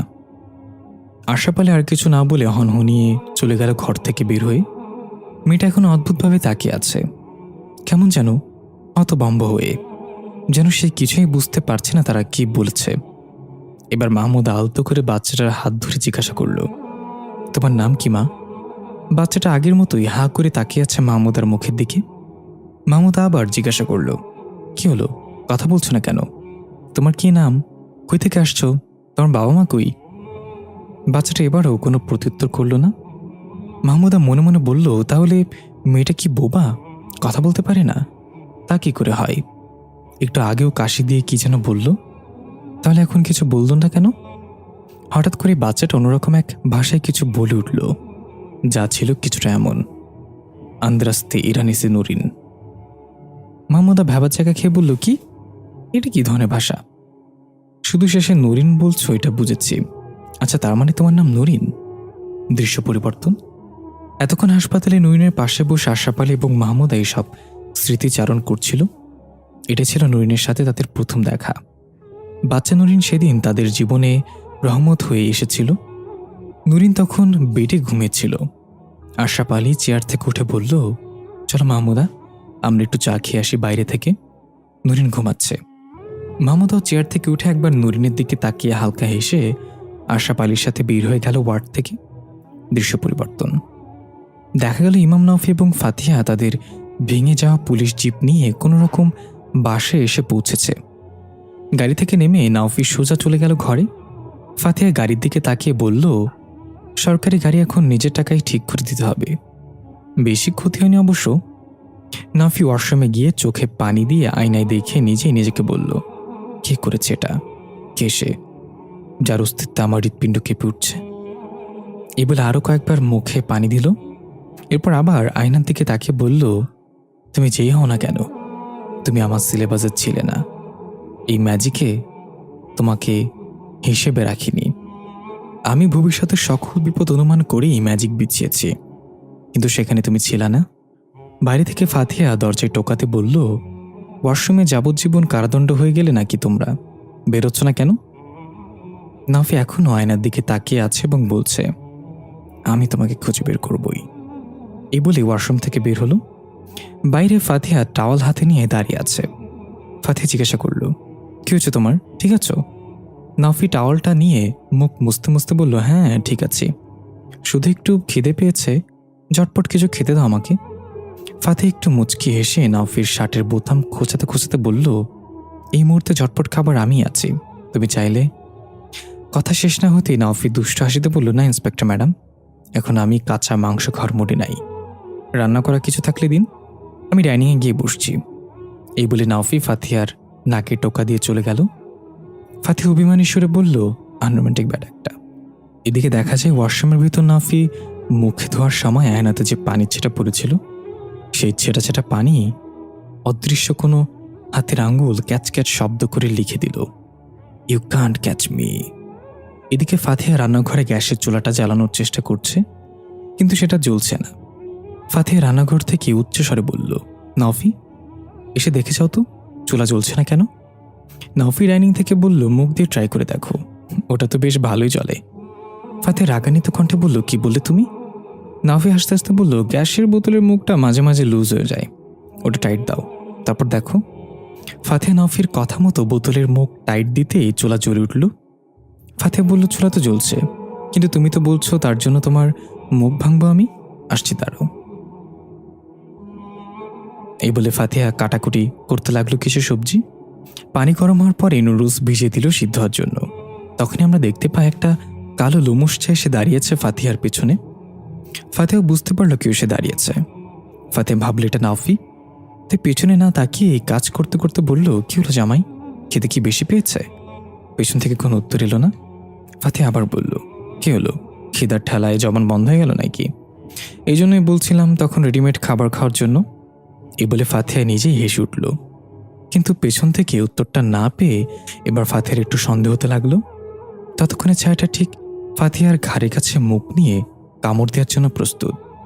ফাতিহা এক ঝটকায় পেছনে ফিরে তাকিয়ে দেখল সেখানে কেউ নেই, কিন্তু স্পষ্ট অনুভব করতে পেরেছে পেছনে কেউ ছিল। ফাতিহা অবাক হয়ে নাওফিকে ডাক দিল, নাওফি। নাওফি তখনও ডাইনিং থেকে সাড়া দিল, কথা না বলে তাড়াতাড়ি রান্না করো তো, পেটটা মানছে না। ফাতিহা আর কিছু না বলে চিন্তিত চেহারায় দাঁড়িয়ে রইল। এদিকে ফাতিহা যখন পেছনে তাকিয়েছিল ঠিক তখনই ওই ছায়াটা নুডলসের ভেতর থেকে ধুলো জাতীয় কিছু মিশিয়ে দিয়েছে, যা ফাতিহা লক্ষ্য করেনি। একটা লাল আলো বিশিষ্ট ধোঁয়ায় ভরা কক্ষ দেখা যায়। মাথায় কালো পাগড়ি পরিহিত একটা সাদা জুব্বা পরা একজন আসন করে বসে আছে কক্ষের মেঝেতে। ধ্যানে মগ্ন ব্যক্তির চারপাশে কালো পোশাকে কিছু নারী মূর্তি বসে আছে এবং মাথা ঝুঁকিয়ে ঝুঁকিয়ে কিছু অদ্ভুত মন্ত্র জপে যাচ্ছে। হঠাৎ ধোঁয়া ভেদ করে আবির্ভাব হলো আইদের চাঁদের পুরী কথা। কালো পোশাকের নারী মূর্তিগুলো তাদের মন্ত্র জপ করা বন্ধ করে নীরবে হয়ে গেল। কথা এসে ওই পাগড়ি পরিহিত ব্যক্তির সামনে বসল এবং গম্ভীর কণ্ঠে জিজ্ঞাসা করল, আমাকে এখানে কেন ডাকা হয়েছে হুররাম? আমরা বুঝতে পারি পাগড়ি পরিহিত ব্যক্তির নাম হুররাম। হুররাম চোখ মেলে তাকালো। তার চোখগুলো স্বাভাবিকের চেয়ে অনেক বড় এবং চোখের মণি টকটকে লাল রঙের। গালের একপাশে খ্রিস্টানদের ক্রস চিহ্ন আঁকা গাল কেটে, ঠোঁটগুলো শুকনো মরুভূমির মতো ফাটা এবং পাগড়ি খোলার পর দেখা যায় চুলগুলো রং বেরঙের রংধনুর মতো কালারফুল। হুররাম খুব শান্তভাবে ভাইব্রেট করা কণ্ঠে বলল, আমি কে? কথা বলল, আপনি রংধনুর দুনিয়ার অধিপতি। হুররাম বলল, তাহলে এখানে যদি কারো প্রবেশ করতে হয় কি করতে হবে? কথা বলল, অবশ্যই আপনার অনুমতি ক্রমে প্রবেশ করতে হবে। এটা বলতেই হুররাম এক ঝটকায় কথার থুতনি চেপে ধরে চাচালো কণ্ঠে বলল, তাহলে সে কেন আমার অনুমতি ছাড়া প্রবেশ করেছে চাঁদের পরীকে পুনর্জীবন দিয়েছে পৃথিবীতে? কথা অনেক চেষ্টা করতে লাগলো তার হাত থেকে নিজেকে ছাড়ানোর জন্য। দম বন্ধ হয়ে হতে হতে কথা বলতে লাগলো, কে করেছে এটা? আমি এই সম্পর্কে কিছু জানি না, আমাকে বিশ্বাস করুন। হুররাম আরও রেগে গিয়ে বলল, মিথ্যা বলবি না। রংধনু দুনিয়ায় প্রবেশ করার পথ তুই ছাড়া আর কেউ জানে না। তোকে আমি অনুমতি দিয়েছিলাম পৃথিবীতে ফিরে যাওয়ার, আর তুই পৃথিবীতে ফিরে আমার বিরুদ্ধে কাজ করছিস। কথার প্রায় নিঃশ্বাস বন্ধ হওয়ার উপক্রম হলো। সে অবস্থা অনেক কষ্টে বলল, শুধু আমি না হুররাম, আরও একজন আছে যে রংধনুর দুনিয়ায় কোনো রকম বাধা ছাড়াই প্রবেশ করতে পারে। হুররাম এবার চোখ বড় করে কথাকে ছেড়ে দিয়ে অবাক হয়ে জিজ্ঞাসা করল, সে কে? কথা গলা ডলতে ডলতে কাশতে কাশতে বলল, এরপর বলল, রানী ফারিস্তার মেয়ে জিজা। হুররাম বলল, আমি কি ঠিক শুনছি? রানী ফারিস্তার মেয়ে তো একটা ভ্যাম্প। সে কি এতই শক্তিধর যে আমার অনুমতি ছাড়া আমার চোখ ফাঁকি দিয়ে আমার দুনিয়ায় প্রবেশ করে চাঁদের পরীকে নিয়ে যাবে? কথা বলল, তার ক্ষমতা সম্পর্কে আপনার আরও খোঁজ নেওয়া উচিত হুররাম। আপনি তার সম্পর্কে কিছুই জানেন না। সে রানী ফারিস্তার সাথেও যুদ্ধে লিপ্ত হয়েছিল, আর এক বিশাল সেনাবাহিনী আছে। তবে সে গত কয়েক বছর যাবৎ ল্যাবে চিকিৎসাধীন অবস্থায় আছে। আমার মনে হয় না সে রংধনুর দুনিয়ায় প্রবেশ করেছে। হুররাম বলল, ঠিক আছে। সে প্রবেশ করেনি, প্রবেশ করেছে ইমাম নাওফি। কথা আশ্চর্য হয়ে বলল, ইমাম নাওফি? হুররাম বলল, হ্যাঁ, ইমাম নাওফি। আমি ভেবেছিলাম তুমি তাকে রংধনুর দুনিয়ায় প্রবেশ করার পথ দেখিয়েছ। কথা বলে আপনি কিভাবে ভাবলেন আমি আপনার অগোচরে এই কাজ করব? আপনি আমাকে পৃথিবীতে থাকার অনুমতি দিয়েছেন আইদের সাথে। আপনার সাথে আমি চিরকৃতজ্ঞ। আর বাকি থাকলে ইমাম নাওফি, সে তো একজন ধূর্ত তান্ত্রিক যে হাসতে হাসতে আপনার রুহু বের করে নিয়ে যাবে, আপনি টেরই পাবেন না। হুররাম বলল, আমি কি সেটা ভুলেছিও না চাঁদের পরি? আমি রংধনু দুনিয়ার অধিপতি হুররাম। ইতিমধ্যে আমি তার ঘাড়ি নিঃশ্বাস ফেলেছি। খুব তাড়াতাড়ি সে আমার সামনে থাকবে। তবে আমি ভাবছি রানী ফারিস্তার মেয়ে জিজা কেন তাকে রংধনু দুনিয়ায় প্রবেশ করতে সাহায্য করবে? এতে তার ফায়দা কি ছিল? কথা বললে আমার মনে হয় না জিজা তাকে সাহায্য করেছে। সে জিজার আজন্তেই জিজার সাহায্যে এখানে এসেছিল। হতে পারে সেটা জিজার কোনো সৈন্যকে ব্যবহার করে অথবা জিজার কোনো কৌশল অবলম্বন করে। হুররাম কিছুক্ষণ চুপ থেকে বলল, কিন্তু ইমাম নাওফি কি করতে চাইছে? তার উদ্দেশ্য কি? কথা বললে, আপনি কোনো চিন্তা করবেন না হুররাম, আমি সেটা খুঁজে বের করব। হুররাম বলল, আমি তোমার উপর ভরসা করি। আমি শুধু আমার চাঁদের পরীকে ফিরিয়ে আনতে চাই, যাকে ইমাম নাওফি নিয়ে গিয়েছে। এর জন্য যদি তার লাশও পড়ে, সেটা আমি পরোয়া করি না। দৃশ্য পরিবর্তন। নাওফি তার ঘরে বাতি নিভিয়ে আয়নার সামনে দাঁড়িয়ে আছে। জানালা দিয়ে চাঁদের আলো প্রবেশ করে ঘরটা হালকা আলোক আধারিতে রূপান্তর করেছে। নাওফি এক দৃষ্টিতে আয়নার দিকে তাকিয়ে আছে। হঠাৎ এক হাতের বৃদ্ধাঙ্গুলি দিয়ে কনিষ্ঠাঙ্গুলিতে চাপ দিয়ে ধরে মনে মনে কিছু পড়তে লাগলো চোখ বন্ধ করে। এক পর্যায়ে জানালা দিয়ে একটা দমকা বাতাস প্রবেশ করে নাওফির শরীরে মিশে গেল। নাওফি হালকা কেঁপে ওঠে, ধীরে ধীরে চোখ খুলে তাকালো। এবার দেখা গেল আয়নায় নাওফির প্রতিবিম্বের জায়গায় একটা নারী মূর্তি। হাস্যোজ্জ্বল নূরের মতো চেহারা তার। সাদা রঙের ফ্রক পরিহিত, হাতে হীরার চুড়িগুলো জলজল করছে। নাওফি সুন্দর করে হেসে বলল, হাসিয়া? মেয়েটা অপরূপ এক হাসি দিয়ে বলল, ভুল না করে থাকলে তুমি মুরাদ খানের ছেলে ইমাম নাওফি? নাওফি বলল, হ্যাঁ, আমি সে। ক্ষমা করবেন আপনাকে ডাকার জন্য। আসলে এই সময়টায় আপনাকে আমার খুব দরকার।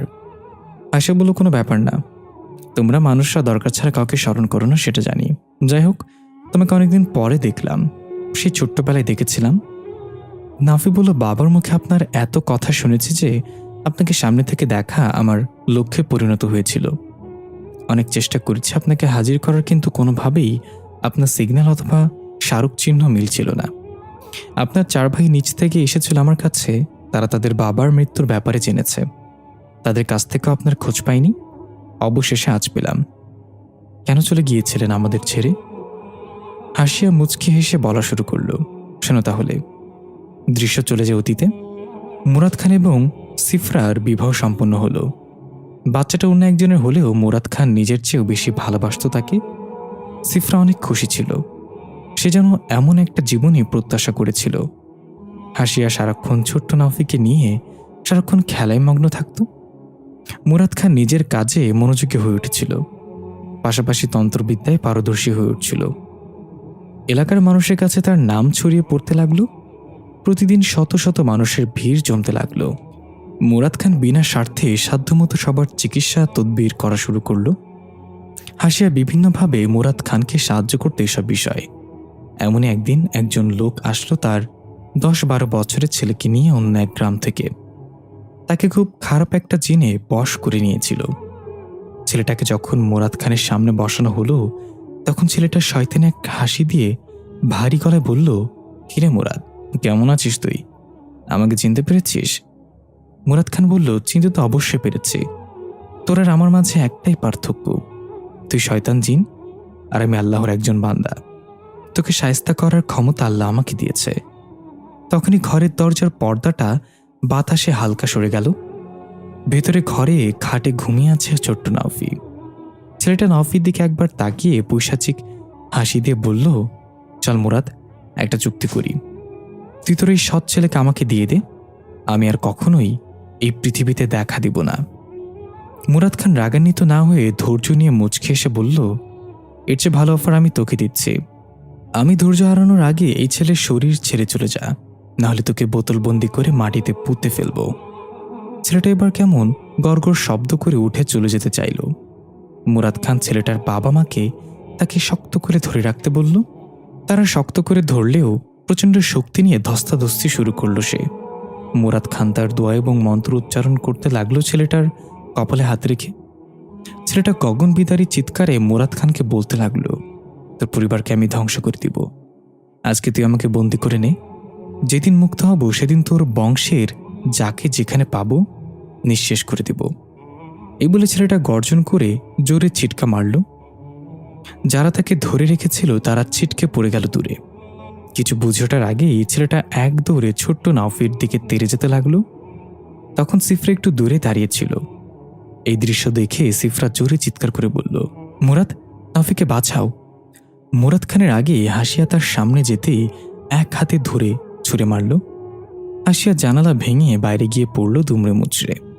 ছোট্ট নাওফি তখন আতঙ্কিত হয়ে গলা ফাটিয়ে কান্না করছিল। দেখা গেল মুরাদ খান তখনও নিজের জায়গা থেকে না উঠে বিড়বিড় করে তাড়াহুড়া করছে, কিছু একটা পড়ছিল। সিফরা ভয় চিৎকার করছিল আর মুরাদ খানকে ডাকছিল। মুরাদ খান একটা ফাঁকা কাচের বোতল হাতে নিয়ে তার মন্ত্র জপ করে যাচ্ছে। শয়তানটা যখনই নাওফিকে আক্রমণ করতে যাবে ঠিক তখনই অদৃশ্য এক টানে পেছনে চলে যেতে লাগলো ছেলেটা, যেন তাকে পেছন থেকে কেউ দড়ি দিয়ে টেনে নিয়ে যাচ্ছে। মুরাদ খান তার মন্ত্র পড়ার গতি আরও বাড়িয়ে দিল। ছেলেটার মাঝে থাকা শয়তান চিৎকার করে নাওফির দিকে এগিয়ে যেতে চাইছে, কিন্তু মন্ত্রের টানে এসে আস্তে আস্তে আবার মুরাদ খানের সামনে এসে আগের জায়গায় বসে পড়ল। ছেলেটার বাবা মা এসে আবারও শক্ত করে চেপে ধরল তাকে। এবার মুরাদ খান বোতলটা সামনে এগিয়ে দিয়ে গম্ভীর গলায় বলল, প্রবেশ কর এখানে। ছেলেটা কর্কশ গলায় গর্জন করে বলল, না, আমি যাব না। মুরাদ খান ছেলেটার কনিষ্ঠ আঙ্গুলের নখ চেপে ধরতে হৃদয় বিদারক চিৎকার করে উঠল। এরপর সবার চোখের সামনে ছেলেটার মুখ দিয়ে একটা কালো কুচকুচে ছোট্ট আকারের সাপ বেরিয়ে এসে আস্তে আস্তে বোতলের মাঝে প্রবেশ করল। মুরাদ খান সাথে সাথে বোতলের মুখ বন্ধ করে একটা আগুনে পোড়া কাপড় দিয়ে সেটা আবৃত করে দিল। ছেলেটা ধপাস করে মেঝেতে পড়ে গেল জ্ঞান হারিয়ে। সিফরা দৌড়ে গিয়ে নাওফিকে কোলে নিয়ে তার কান্না থামানোর চেষ্টা করতে লাগলো। মুরাদ খান ছেলেটাকে আরও কিছু তদবির করে বিদায় করে ভিতরের ঘরে এসে বলল, সিফরা, নাওফিকে আমার কাছে দাও, ও ভয় পেয়েছে, একটু ঝাড়ফুঁক করে দেই। সিফরা একটু রেগেই বলল, তোমার এসব করার কি দরকার মুরাদ? তোমার মাছের ফার্ম আছে, কৃষিক্ষেত আছে, রিজিকের জন্য সে যথেষ্ট। তাহলে এগুলো করে কেন নিজের পরিবারের উপর বিপদ ডেকে আনছো? আজকে যদি নাওফির কিছু হয়ে যেত আর পরবর্তীতে যে আবার এমন হবে না, তার কি নিশ্চয়তা আছে? মুরাদ খান কিছু না বলে চুপ করে বসে রইল। তখন আহত অবস্থায় হাসিয়ে এসে নাওফিকে কোলে নিতে চাইলে সিফরা তার সাথে রাগারাগি করে বলল, তুমি অনেক করেছো আমাদের জন্য, এবার চলে যাও দয়া করে। তুমি যতদিন থাকবে ততদিন মুরাদ এসব কাজ ছাড়বে না। তোমার দুনিয়া ভিন্ন, আমাদের দুনিয়া ভিন্ন। দয়া করে আমার এবং আমার ছেলে থেকে দূরে থেকো। মুরাদ খান বলল, সিফরা, তুমি কি পাগল হয়ে গেছো? কাকে কি বলছো তুমি? আশিয়ার বাবা তোমাকে বাঁচাতে গিয়ে নিজের জীবন দিয়েছে। আশিয়াও নিজের জীবনের ঝুঁকি নিয়ে তোমাকে বাঁচানোর জন্য লড়েছে। যা বলার ভেবেচিন্তে বলো। সিফরা বলল, আমি তো সেটা অস্বীকার করছি না, কিন্তু এখন তো আমাদের আর এসব দরকার নেই। সে এখনো কেন আমাদের সাথে আছে, আর তুমি আমার স্বামী হয়ে দিনের বেশিরভাগ সময় তার সাথে কাটাও তন্ত্র সাধনা করে। এগুলো দয়া করে বন্ধ করো, নাহলে আমি এই ঘর ছেড়ে চলে যাবো আমাদের ছেলেকে নিয়ে। হাসিয়া মনে কষ্ট নিয়ে একটা শুকনো হাসিতে বলল, না সিফরা, তোমরা কোথাও যেও না। তুমি এক ঘর ছেড়ে এসে আরেকটা ঘর পেয়েছ, আমি চলে যাচ্ছি। কথা দিলাম আর কখনো তুমি কিংবা তোমার ছেলের ছায়াও মারাবো না। মুরাদ খান কিছু বলতে নিলে হাসিয়া তাকে থামিয়ে বলল, না মুরাদ, কোনো কথা নয়। তোমার স্ত্রী যা বলে তোমার তাই করা উচিত। এসব কাজ ছেড়ে দাও আজ থেকে, তবে ভুলে যেও না, জীবনে যে কোনো মুহূর্তে দরকার পড়তে পারে এই বিদ্যা। তবে আমাকে আর কখনো পাশে পাবে না। এই বলে হাসিয়া সিফরার কোলে থাকা ছোট্ট নাওফির কপালে চুমু খেয়ে অশ্রু ভেজা চোখে সেখান থেকে বিদায় নিল। মুরাদ খান মাথা নিচু করে বসে পড়ল নিচে। সিফরা হতভম্ব হয়ে দাঁড়িয়ে আছে। সন্তানের উপর বিপদ দেখে মাথা ঠিক ছিল না, তাই রাগের মাথায় এই কথাগুলো বলে ফেলেছে। হাসিয়া যে সত্যি সত্যি চলে যাবে সেটা সিফরাও বুঝতে পারেনি। মুরাদ খানের দিকে তাকাতেও ভয় পাচ্ছে এখন সিফরা। দৃশ্য ফিরে এলো বর্তমানে। ফাতিহা রুমের বাইরে এসে ডাকছে, নাওফি, নাওফি, কোথায় তুমি? খাবার রেডি তো, এসো, খেতে এসো। নাওফি তখন আয়নার সামনে দাঁড়িয়ে হাসিয়ার বলা কথাগুলো শুনছিল। নফি বলল, আমার মা বলল চলে যেতে, আর আপনি চলে গেলেন। বাবার কথা আমার কথা একবার ভাবলেন না? আশা বলল, আমার কলিজাটা ছিঁড়ে গিয়েছিল তোমাদের ছেড়ে যেতে, কিন্তু অভিমান বড্ড খারাপ জিনিস, জানো তো। অভিমান সময় মতো না ভাঙলে সেটা অনেক মজবুত সম্পর্ককেও ভেঙে টুকরো করে দেয়। যাদের জন্য নিজের বাবাকে হারালাম তাদের মুখে বদনাম শুনে সেখানে আর থাকতে ইচ্ছা হয়নি। চলে গিয়েছিলাম অনেক দূরে। তুমি আমাকে কিভাবে খুঁজে পেলে আজ জানি না। নাফি বলল, পেয়েছি যেহেতু আর হারিয়ে যেতে দেব না। আপনার সাথে আমার অনেক কথা আছে, এখন খাওয়ার সময় আমার, আবার ডাকবো আপনাকে। হাসে সুন্দর করে হেসে বলল, একাই খাবে, আমাকে দিবে না? নাফি ফিক করে হেসে বলল, আপনার তো অনেকগুলো খাবার লাগবে, এখন যা আছে তাতে আমার একারই হবে না। হাসে বলল, একদম বাবার মতো, খাবারের ভাগ কাউকে দিতে চাইতো না সে। এ বলে হাসি আয়নার ভিতর থেকে গায়েব হয়ে গেল। তখনই রুমে প্রবেশ করলো ফাতিহা। এ কি, তুমি রুম অন্ধকার করে কি করছো? নাফি বলল, বড় বড় কাজ অন্ধকারে করতে হয় ইন্সপেক্টর ম্যাডাম। ফাতে বলে, হয়েছে প্রফেসর, আপনি যে কত বড় কাজ করতে পারেন তা আমার জানা আছে। বিয়ে 3 বছর পরে আমি এতিম হয়ে ঘুরি এখনো। নাফি বলে, এতিম হয়ে ঘুরো মানে? ফাতে বলে, তোমার মোটা মাথায় ভূত পেতনি ছাড়া আর কিছু আছে নাকি? চলো এখন কি আমাকে উদ্ধার করো। নাফি মাথা চুলকাতে চুলকাতে ডাইনিংয়ে গিয়ে বসলো। ফাতিহা নাফির সামনে সুস্বাদু নুডলসের বাটি দিয়ে বলল, খারাপ হলেও ভালো হয়েছে বলবা, ঠিক আছে? অনেক কষ্ট করে রান্না করেছি। নাফি হাসতে হাসতে বলল, আচ্ছা এটা নাম নুডলস। যাক, তাহলে উপরে গিয়ে জবাব দিতে পারবো নুডলস খেয়ে মারা গিয়েছি। ফাতিহা দাঁত কটমট করে বলল, আরেকটা কথা বললে রিমান্ডে নিয়ে এমন মার দিব যে ভুলে যাবা, খিদে পেলে খেতে হয়। ফাতিহা ফোন রিসিভ করে কিছুক্ষণ চুপ থেকে ফোন রেখে দিয়ে বলল, নাফি তুমি খাও, আমার থানায় যেতে হবে একটু, ইটস আর্জেন্ট। নাফি কিছু বলার আগেই ফাতিহা টেবিলের উপর থেকে সার্ভিস রিভলভারটা নিয়ে ব্যাগ পরে বের হয়ে গেল বাসা থেকে। নাফি একটু অবাক হলে এত রাতে থানায় কখনো যায়নি ফাতিহা। আজ কি এমন হলো যে তাড়াহুড়ো করে বের হয়ে গেল? দৃশ্য পরিবর্তন। সালাম আর হাকিম নুরিনের পাশে বসে আছে। নুরিন একবার সালামের দিকে তাকাচ্ছিল, আবার হাকিমের দিকে তাকাচ্ছিল। শেষে নুরিন বলল, তোমাদের মাঝে কেউ সুন্দর না, তোমরা দেখতে খুবই পচা। সালাম মন খারাপ করে বলল, মাইয়াটা কি কয় হাকিম, আমরা নাকি সুন্দর না? এখন একটা চোখ টিপলে মেয়েদের লাইন লেগেছে আমাদের পেছনে, আর আমরা নাকি সুন্দর না? হাকিম বলল, ভাই তুই নিজের লেডিস টয়লেটে ভাবা বন্ধ কর। দুরিন ঠিকই বলেছে, আমরা দেখতে আসলে 3 টাকা দামের কুল ফেস ক্রিমের মতো। আমি আগে যে একটু সুন্দর ছিলাম, তোর সাথে থাকতে থাকতে এখনো তাও নাই। ওই যে কয় না, লোহা দোষে সঙ্গ ভাসে। দুরিন ফিক করে এসে বলল, আরে গাধা, ওটা সঙ্গ দোষে লোহা ভাসে হবে। হাকিম বলল, সে যাই ভাসুক, আমি অসুন্দর হয়েছি সালামের দোষে। ওরে দেখলেই মনে হয় ব্যাঙের টাইফয়েড জ্বর হয়েছে। সালাম আগে ফুসফুস করতে লাগলো। হাকিম বলল, তোরে আমি কইলাম ব্যাং, তুই ফুসফুস করছস সাপের মতো, এটা কেমন কথা? সালাম ফুসফুস করতে করতে বলল, আমার কাছে যদি টাকা থাকতো তাহলে এখন নুরিনকে 10 টাকা দিয়ে তোকে কয়েকটা খারাপ খারাপ গালি দিতাম নুরিনকে দিয়ে। হাকিম বলল, তুই আমাকে 5 টাকা দে, আমি নিজেই নিজেকে গালি দিচ্ছি। সালাম বলল, নুরিন তোমার কাছে 5 টাকা ধার হবে, আমি তোমাকে পরে দিয়ে দেবো। নুরিন বলল, আগে বলো কবে দিবা? সালাম বলল, দিয়ে দিব আমার উস্তাদের কাছ থেকে নিয়ে। হাকিম হাসতে হাসতে বলল, উস্তাদ নিজেই তো খাই ফাতিহা ম্যাডামেরটা, তোরে কেমনে দিবে? সালাম বলল, তো ফাতিহা ম্যাডাম তো উস্তাদের বউ, তারটা খাবে না তো কারটা খাবে? হাকিম বলল, আমি টাকার কথা বলছি ভাই। সালাম জিব্বাই কামড় দিয়ে বলল, তাই নাকি, তাহলে আমি টাকার কথাই বলছি। এর মাঝে ডাক্তার চলে আসলো সেখানে, একজন নার্সসহ। তারা সালাম আর হাকিমকে দেখতে পেল না। তারা এসে হাসি মুখে নুরিনকে জিজ্ঞাসা করলো, কেমন আছো মামুনি, কোনো সমস্যা হচ্ছে না তোমার তো এখানে? নুরিন বলল, আমি কবে যাব বাড়ি ডাক্তার আঙ্কেল, আমার এখানে ভালো লাগছে না। নার্স নুরিনের চোখ মুখ পরীক্ষা করে দেখল। ডাক্তার রিপোর্টগুলো দেখছিল। ডাক্তার বলল, এই তো মামুনি, খুব তাড়াতাড়ি তুমি ঠিক হয়ে যাবে। 3 দিন পর বিদেশ থেকে বড় ডাক্তার আসবে, তারপর তোমার অপারেশন হবে, আর তুমি সুস্থ হয়ে যাবে। পাশ থেকে অদৃশ্য থাকা সালাম বলল, ভাই আমি আগে ভাবতাম নার্সরা ডাক্তারের বউ হয়। হাকিম হাসতে হাসতে বলল, আর আমি আগে ভাবতাম ডাক্তাররা কখনো মরে না, তাদের অসুখও হয় না। সালাম হাকিমের কাঁধে থাপ্পড় মেরে বলল, এই কথাটা ঠিক কইছিস ভাই, আমি দেখছি যারা সকাল সকাল ঘুম থেকে ওঠে, সময়মতো খাওয়া দাওয়া করে, পর্যাপ্ত ঘুমায়, শরীরচর্চা করে, তৈলাক্ত খাবার খায় না, সেসব মানুষ মরে যায়। তাইলে এত রুটির মাফিক চলে লাভ কি বল? হাকিম বলল, সে যদি তোর মতো বলদ বুঝতো তাহলে তো হতোই। এখন তুই যা উস্তাদের কাছে, আমাদের অন্য কোনো দায়িত্ব আছে নাকি জেনে আয়। না, আবার দেখ জেল থেকে বের হয়ে নতুন কোনো আকাম করার প্ল্যান করতেছে। সালাম বলল, তাই হবে, উনি আকাম করবে আর ফাঁসবো আমরা, মানে ময়লা করবে উনি আর সাফ করবো আমরা। হাকিম বলল, তো তোর কাজ কি, এখন যা তুই, আমি এখানে আছি। দৃশ্য পরিবর্তন। দেখা গেল নাওফি নুডলস খাচ্ছে, প্রথম লোকমা মুখে নেওয়ার পর নাফি অদ্ভুত কিছু অনুভব হলো, তবুও খেতে থাকলো।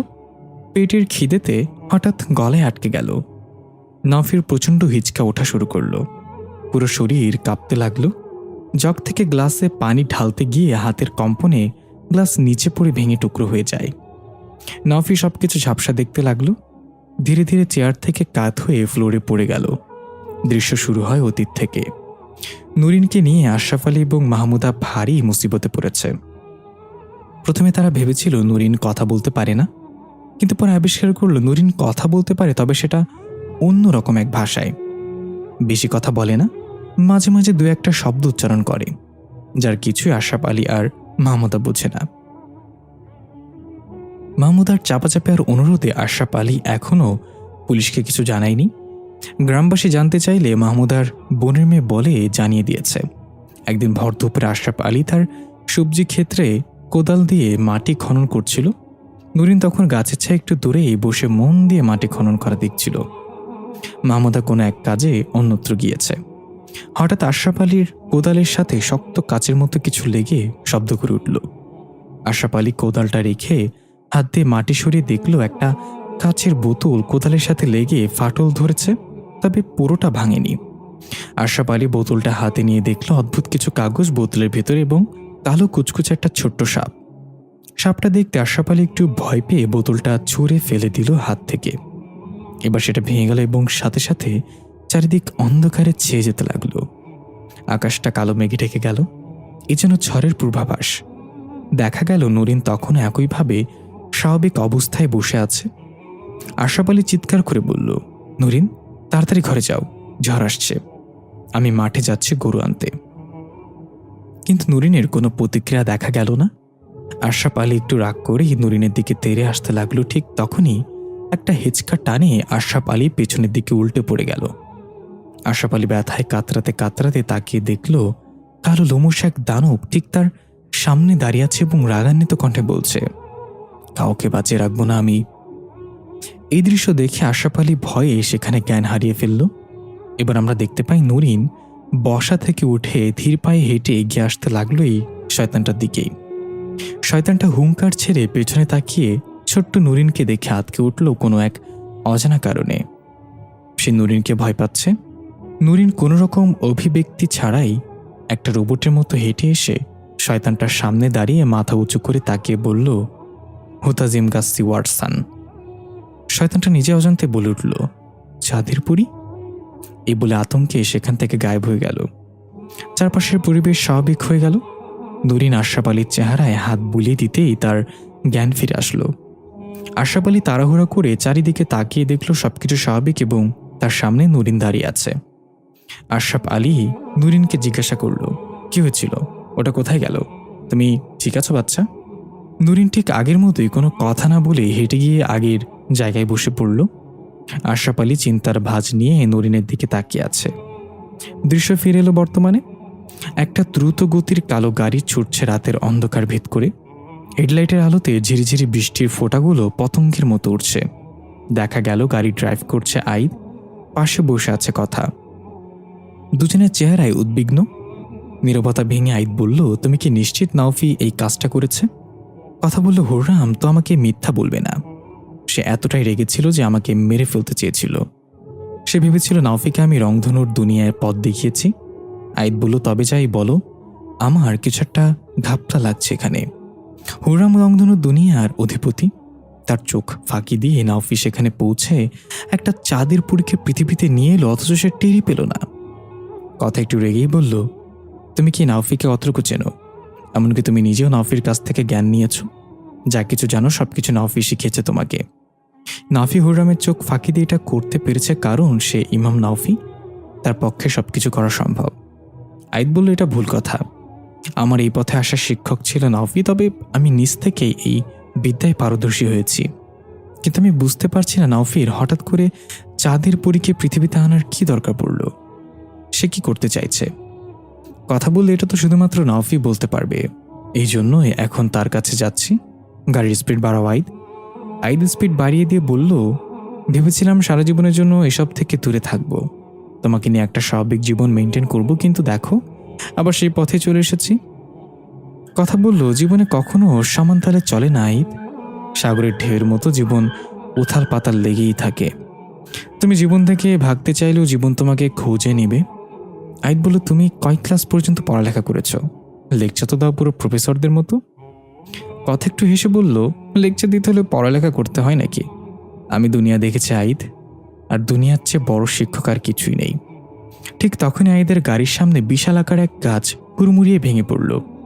গাড়ির স্পিড বেশি থাকায় ঘটনার আকস্মিকতায় আইদ সময় মতো ব্রেক কষতে পারল না।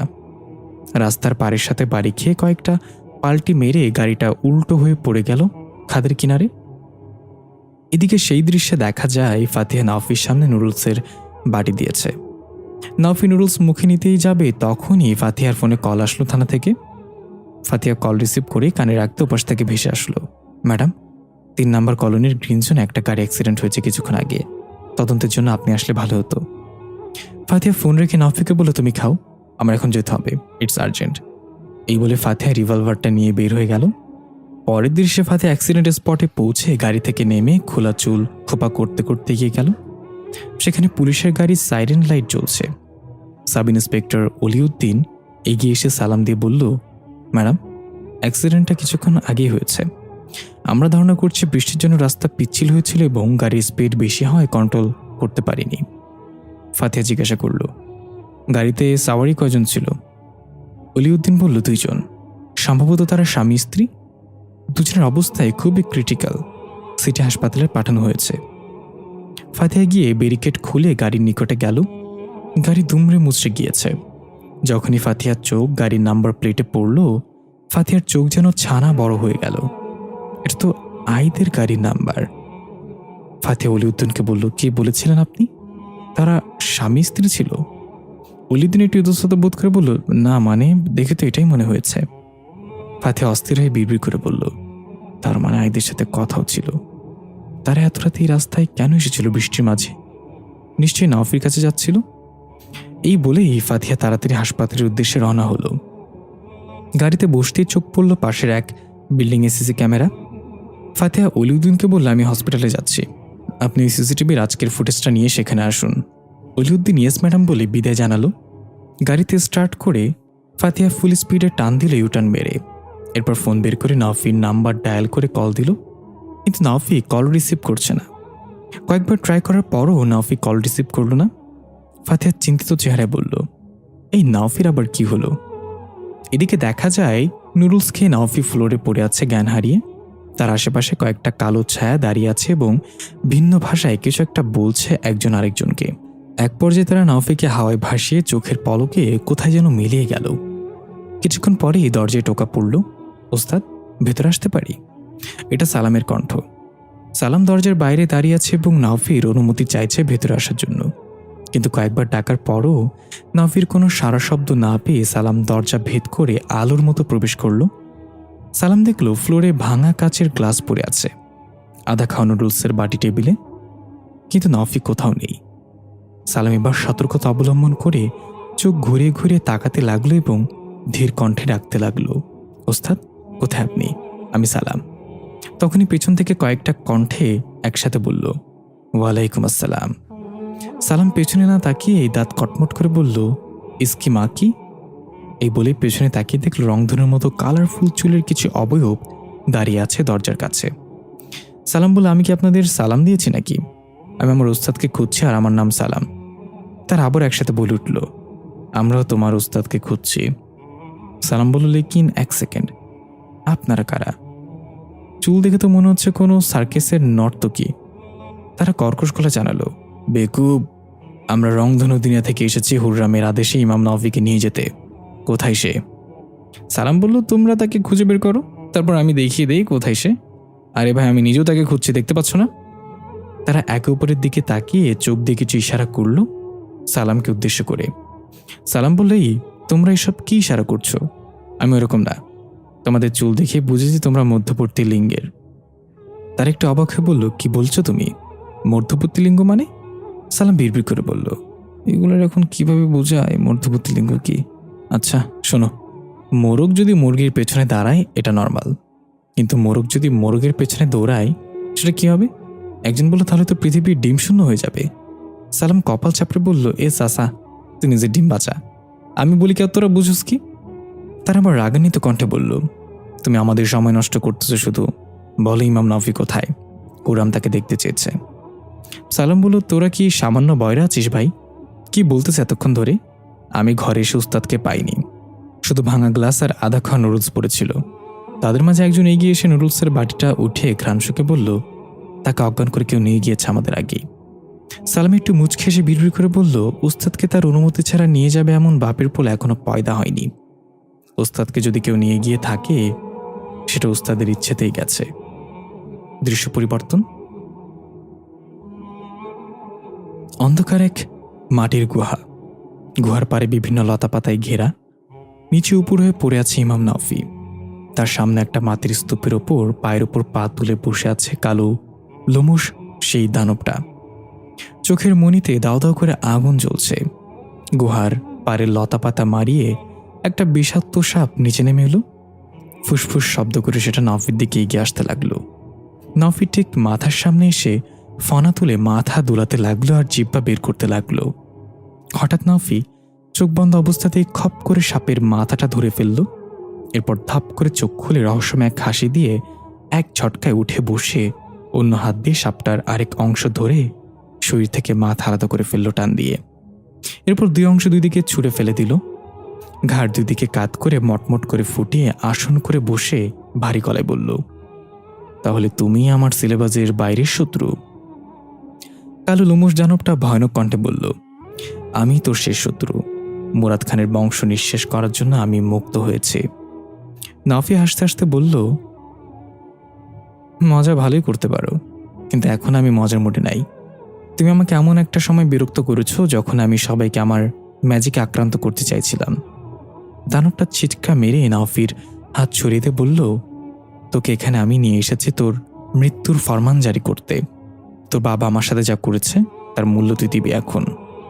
নফি বলল, আচ্ছা তাই নাকি? তুমি আমাকে এখানে নিয়ে এসেছো, গুড টাইমিং। দানবটা কর্কশ গলায় বলল, তুই কি বলছিস? নফি বলল, দেখো, তুমি আমার ম্যাজিক্যাল লিস্টে ছিলে না। টুপ করে কোথা থেকে পড়লা আমার মাথায় ঢুকছিল না। ভাবলাম খুঁজে বের করবো তুমি কে, কিন্তু পরে আবার ভাবলাম আমি কেন খুঁজে বের করব। সে নিজেই আমাকে তার কাছে পৌঁছে দিবে। আর দেখো, আমি এখন তোমার সামনে। দানবটা ভয়ানক হুঙ্কার করে নফিকে আঘাত করে ছুঁড়ে মারল। নফি গুহার পাড়ের সাথে বাড়ি খেয়ে নিচে পড়ল এবং কাশতে লাগলো। দানবটা গর্জন করে রাগান্বিত কণ্ঠে বলল, তোর বাবার জন্য আমি কত বছর মাটির নিচে বোতলে বন্দি ছিলাম জানি না। ইচ্ছে ছিল তোর বাবাকে মারব মুক্ত হয়ে, কিন্তু তাকে পাইনি। তার বংশের শেষ বংশধর তুই, তোকে মেরে আমি আমার ওয়াদা পূর্ণ করব। নফি পর অবস্থা থেকে কোকড়াতে কোকড়াতে উঠে আসন করে বসে বলল, কিন্তু আমি তো মুরাদ খানের সৎ ছেলে। তোমার কি মনে হয় না আমাকে মারা তোমার বৃথা কাজ? দানবটা বলল, মুরাদ খান তোকে নিজের ছেলে হিসেবে গ্রহণ করেছিল। তোর ভালোবাসা যাতে কমতি না হয় সেজন্য দ্বিতীয় কোনো সন্তান নেওয়ার প্রয়োজন মনে করেনি। তাহলে তোকে মারলে আমি মুরাদ খানকে সবচেয়ে বেশি কষ্ট দিতে পারবো। নাফি হঠাৎ করে মুখে আঙ্গুল দিয়ে শ করে দানবটাকে চুপ করতে বলে চোখ বন্ধ করল। খানিকক্ষণ পরেই ধাপ করে চোখ খুলে নাফি কর্কশ গলায় জিজ্ঞাসা করল, কি করেছিস তুই এটা? দানবটা তাচ্ছিল হাসিতে বলল, ওরা যদি সময় মতো পৌঁছে যেত তাহলে তোকে এখানে নিয়ে আসা সম্ভব হতো না, তাই ওদের গাড়িটা উল্টে দিয়েছি। নাফি পর প্রচণ্ড রেগে উঠে দাঁড়িয়ে অগ্নিশর্মা চোখে তাকিয়ে বলল, ভুল করেছিস তুই, অনেক বড় ভুল করেছিস। ভেবেছিলাম তোকে বুঝিয়ে ছেড়ে দেব, এখন তুই মরবি। দৃশ্য পরিবর্তন। হাকিম নুরিনের পাশে বসে আছে। নুরিন জিজ্ঞাসা করল, আচ্ছা তোমরা দুজন কবে থেকে একসাথে আছো? হাকিম বলল, সে অনেক আগের কথা এবং অনেক লম্বা কাহিনী, পরে বলবো। নুরিন বলল, তবে যাই বলো তোমাদের দুজনের জোড়াটা কিন্তু আমার খুব ভালো লাগে। হাকিম বলল, জোড়া তাই না? জোড়া তৈরি হয় আকাশে আর ধরা পড়ে পার্কের ঝোপ পারে। নুরিন বলল, কি বললা? হাকিম বলল, না না কিছু না। আচ্ছা তোমার গলার চাবিজটা কেন দিয়েছ? বিছানায় ইয়ে করো নাকি? নুরিন একটু ধমক দিয়ে বলল, না রে গাধা, এটা আমার আব্বু এনে দিয়েছে। এটা পড়লে নাকি ভূত পেতনি সামনে আসতে পারে না। হাকিম বিড়বিড় করে বলল, পাও কথা, কই আমি তো তোর কাছে বসে আছি। ঠিক তখনই নুরিনের আব্বা হন্তদন্ত হয়ে সেখানে প্রবেশ করল। তারা হাকিমকে দেখতে পেল না। নুরিনের কাছে এসে তারা বলল, তুমি ঠিক আছো আম্মু? নুরিন বলল, হ্যাঁ আমি ঠিক আছি, আমার আবার কি হবে? কিন্তু তোমরা এমন করছো কেন আম্মু, কি হয়েছে? নুরিনের আব্বু আশরাফ আলী বলল, একটা খারাপ দৃশ্য দেখে আসলাম। পাশ থেকে হাকিম কৌতূহল হয়ে তাকিয়ে আছে। নুরিনের আম্মু মাহমুদা বলল, আমাদের মেয়েকে সুস্থ করতে যে মানুষটা এতগুলো টাকা দিল, আজ সে মানুষটাই গুরুতর অ্যাক্সিডেন্ট করেছে। তাকে একটু আগে ইমার্জেন্সিতে নিয়ে আসা হয়েছে। এটা শুনে হাকিমের মাথায় যেন আকাশ ভেঙে পড়ল। হাকিমের চেহারা রং উড়ে গেল। আশরাফ আলী নুরিনের মাথায় হাত বুলিয়ে দিয়ে বলল, আম্মু, তাদের দুজনের জন্য প্রার্থনা করো, তারা যেন সুস্থ হয়ে যায়। হাকিম একাকে বলে উঠল, দুজন মানে? তাহলে কি কথা ভাবিও? দেখা গেল সালাম এবং হুররামের অনুসারীরা মিলে নাওফির খোঁজ করছে ঘরের ভেতরে। ঘরের আনাচে কানাচে সবকিছু উলটপালট করে দেখছে, যদি কোনো চিহ্ন পাওয়া যায়। তাদের মাঝে একজন বিছানায় চাদর উঠিয়ে খুঁজছে নাওফিকে। এই দৃশ্য দেখে সালাম বলল, আরে পাগলের বাহুবলীরা, সে কোনো শপিং ব্যাগ না যে বিছানা চাদরের নিচে থাকবে। বলদের মাঝেও তোদের চেয়ে ভালো বুদ্ধি থাকে। সে বলল, তাহলে তুমিই বলে দাও কোথায় কোথায় খুঁজতে হবে। সালাম বলল, তোদেরকে আর কিভাবে বুঝবি? সেই ইমাম নাওফি, দুধের মাঝে সাদা চুল খুঁজে পাওয়া সম্ভব, কিন্তু এই মুহূর্তে তাকে খুঁজে পাওয়া সম্ভব না। সে আসবে নিজের ইচ্ছেতেই, তোরা ফিরে যা। একজন একটু রেগেই বলল, একবার শুধু পেয়ে নেই, হুররামের আগে আমিই তোকে মেরে ফেলবো। কত বড় সাহস আমাদের দুনিয়া থেকে চাঁদের পরীকে নিয়ে আসে। সালাম এটা শুনে এক ঝটকে এসে তাকে কোষে এক থাপ্পড় মেরে বলল, হালা সাইড ক্যারেক্টার হয়ে হিরো ডায়লগ মারছুস? লেখক যদি জানে তাহলে তোর ওইটাই কেটে দেবে, মানে ক্যারেক্টার কেটে দেবে। একজনকে থাপ্পড় মারার ফলে তারা সবাই এক হয়ে সালামের দিকে তেড়ে আসতে লাগলো এবং বলতে লাগলো, তোর ওস্তাদের আগে তোর ক্যারেক্টারের ইতি টেনে দিয়ে এখানে দেখি তুই কি করতে পারিস। সালাম পিছিয়ে যেতে যেতে কারাটে স্টাইলে হাত উঠে বলল, খবরদার, সামনে আগাবি না তোরা। তালিফের দাদির কিরা, তোদের হাত ধরে ঘুরে ঘুরে মাপ চাই ভাই, আবেগে থাপ্পড় দিয়ে ফেলছি। তখন একজন ফ্লোরে কালো চুলের মতো কিছু একটা খুঁজে পেল এবং সেটা চোখের সামনে নিয়ে ভালো করে পর্যবেক্ষণ করে বলল, ইমাম নাওফিকে আজাজ নামক শয়তান নিয়ে গিয়েছে। সালাম বলল, তুই কিভাবে জানতে পারলি এটা? সে বলল, আজাজ এমন এক শয়তান যার পুরো শরীরে কালো লোমে ভরা। এটা তার শরীরের সেই লোম, তার মানে তোমার উস্তাদ বিপদে আছে। সালাম চিন্তিত হয়ে বলল, তোমরা কি বলতে পারবে তাকে কোথায় নিয়ে যাওয়া হয়েছে? দৃশ্য পরিবর্তন, দেখা যায় নাওফি এবং আজাজ নামক শয়তান সামনাসামনি দাঁড়িয়ে আছে। দুজনের চোখেই ক্রোধ। নাওফি কর্কশ গলায় বলল, এবার তোকে এমন জায়গায় বন্দি করব কিয়ামত পর্যন্ত তোর মুক্তি হবে না। আজাজ হুঙ্কার ছেড়ে বলল, চেষ্টা করে দেখতে পারিস মূর্খ মানব। এটা বলেই সে নাওফির দিকে তেড়ে গেল আগুনের গোলার মতো। নাওফি নিচে তাকালো, দেখা গেল সেই মাথা ছিঁড়ে ফেলার সাপটার লেজের অংশ পড়ে আছে পায়ের কাছেই। নাওফি তাড়াতাড়ি সেই লেজের অংশ ঘুরিয়ে ঘুরিয়ে আজিজকে ছটাক করে বাড়ি মারল কাছাকাছি আসতেই। বাড়িটা আজাজের চোখের এক পাশে গিয়ে লাগলো। আজাদ চিৎকার করে চোখ চেপে ধরে পিছিয়ে গেল। নাওফি দেরি না করে সুযোগ কাজে লাগিয়ে নিজের চারপাশে একটা গোলাকার বৃত্ত এঁকে দিল পা দিয়ে। এরপর অদ্ভুত কিছু মন্ত্র উচ্চারণ করতে করতে হঠাৎ করেই হাওয়ায় ভেসে উঠল। আজাজ ক্রোধে ফেটে পড়ে এক চোখ ছোট করে তেড়ে আসলো, কিন্তু বৃত্তের কাছে আসতেই অদৃশ্য এক বৈদ্যুতিক ঝটকায় ছিটকে পড়ল দূরে। নাওফি চোখ মেলে তাকালে দেখা যায় চোখের মণিগুলো নীল রং ধারণ করেছে। আজাজের চেহারায় এবার আতঙ্ক দেখা দিল। নাওফি বলল, তুই কি আমাদের আদর্শ মনে করেছিস? দেখ তোর সাথে আমি কি করি। এই বলে হাতের ইশারায় গুহার পাড়ে থাকা লতাপাতাগুলো উঠিয়ে এনে সেগুলো দিয়ে আজাজকে পিছিয়ে ফেলতে লাগলো। আজাজ প্রাণপণে সেই লতাপাতার প্যাচ থেকে নিজেকে ছাড়ানোর চেষ্টা করতে লাগলো আর বলতে লাগলো, আমার ভুল হয়েছে, আমাকে যেতে দে, আর কখনো তোর সামনে আসবো না। নাওফি বৃত্ত থেকে বের হয়ে এসে আজাজের সামনে দাঁড়িয়ে বলল, কেন চলে যাবি? মুরাদ খানের বংশ নিঃশেষ করবি না? দেখ আমি তোর সামনে দাঁড়িয়ে আছি, শেষ কর আমাকে। আজাজ কাকুতি মিনতি করে বলল, না আমি কোনো বংশ নিঃশেষ করব না, আমাকে ছেড়ে দে, আর কখনো আমাকে দেখবি না, চলে যাবে একেবারে, দয়া করে আমাকে যেতে দে। কি ভেবেছিস এটাই বলবো তাই না? এই বলে আজাজ পৈশাচিক একটা হাসি দিল। নাওফি এক মুহূর্তের জন্য একটু ভরকে গিয়ে বলল, তুই হাসছিস কেন?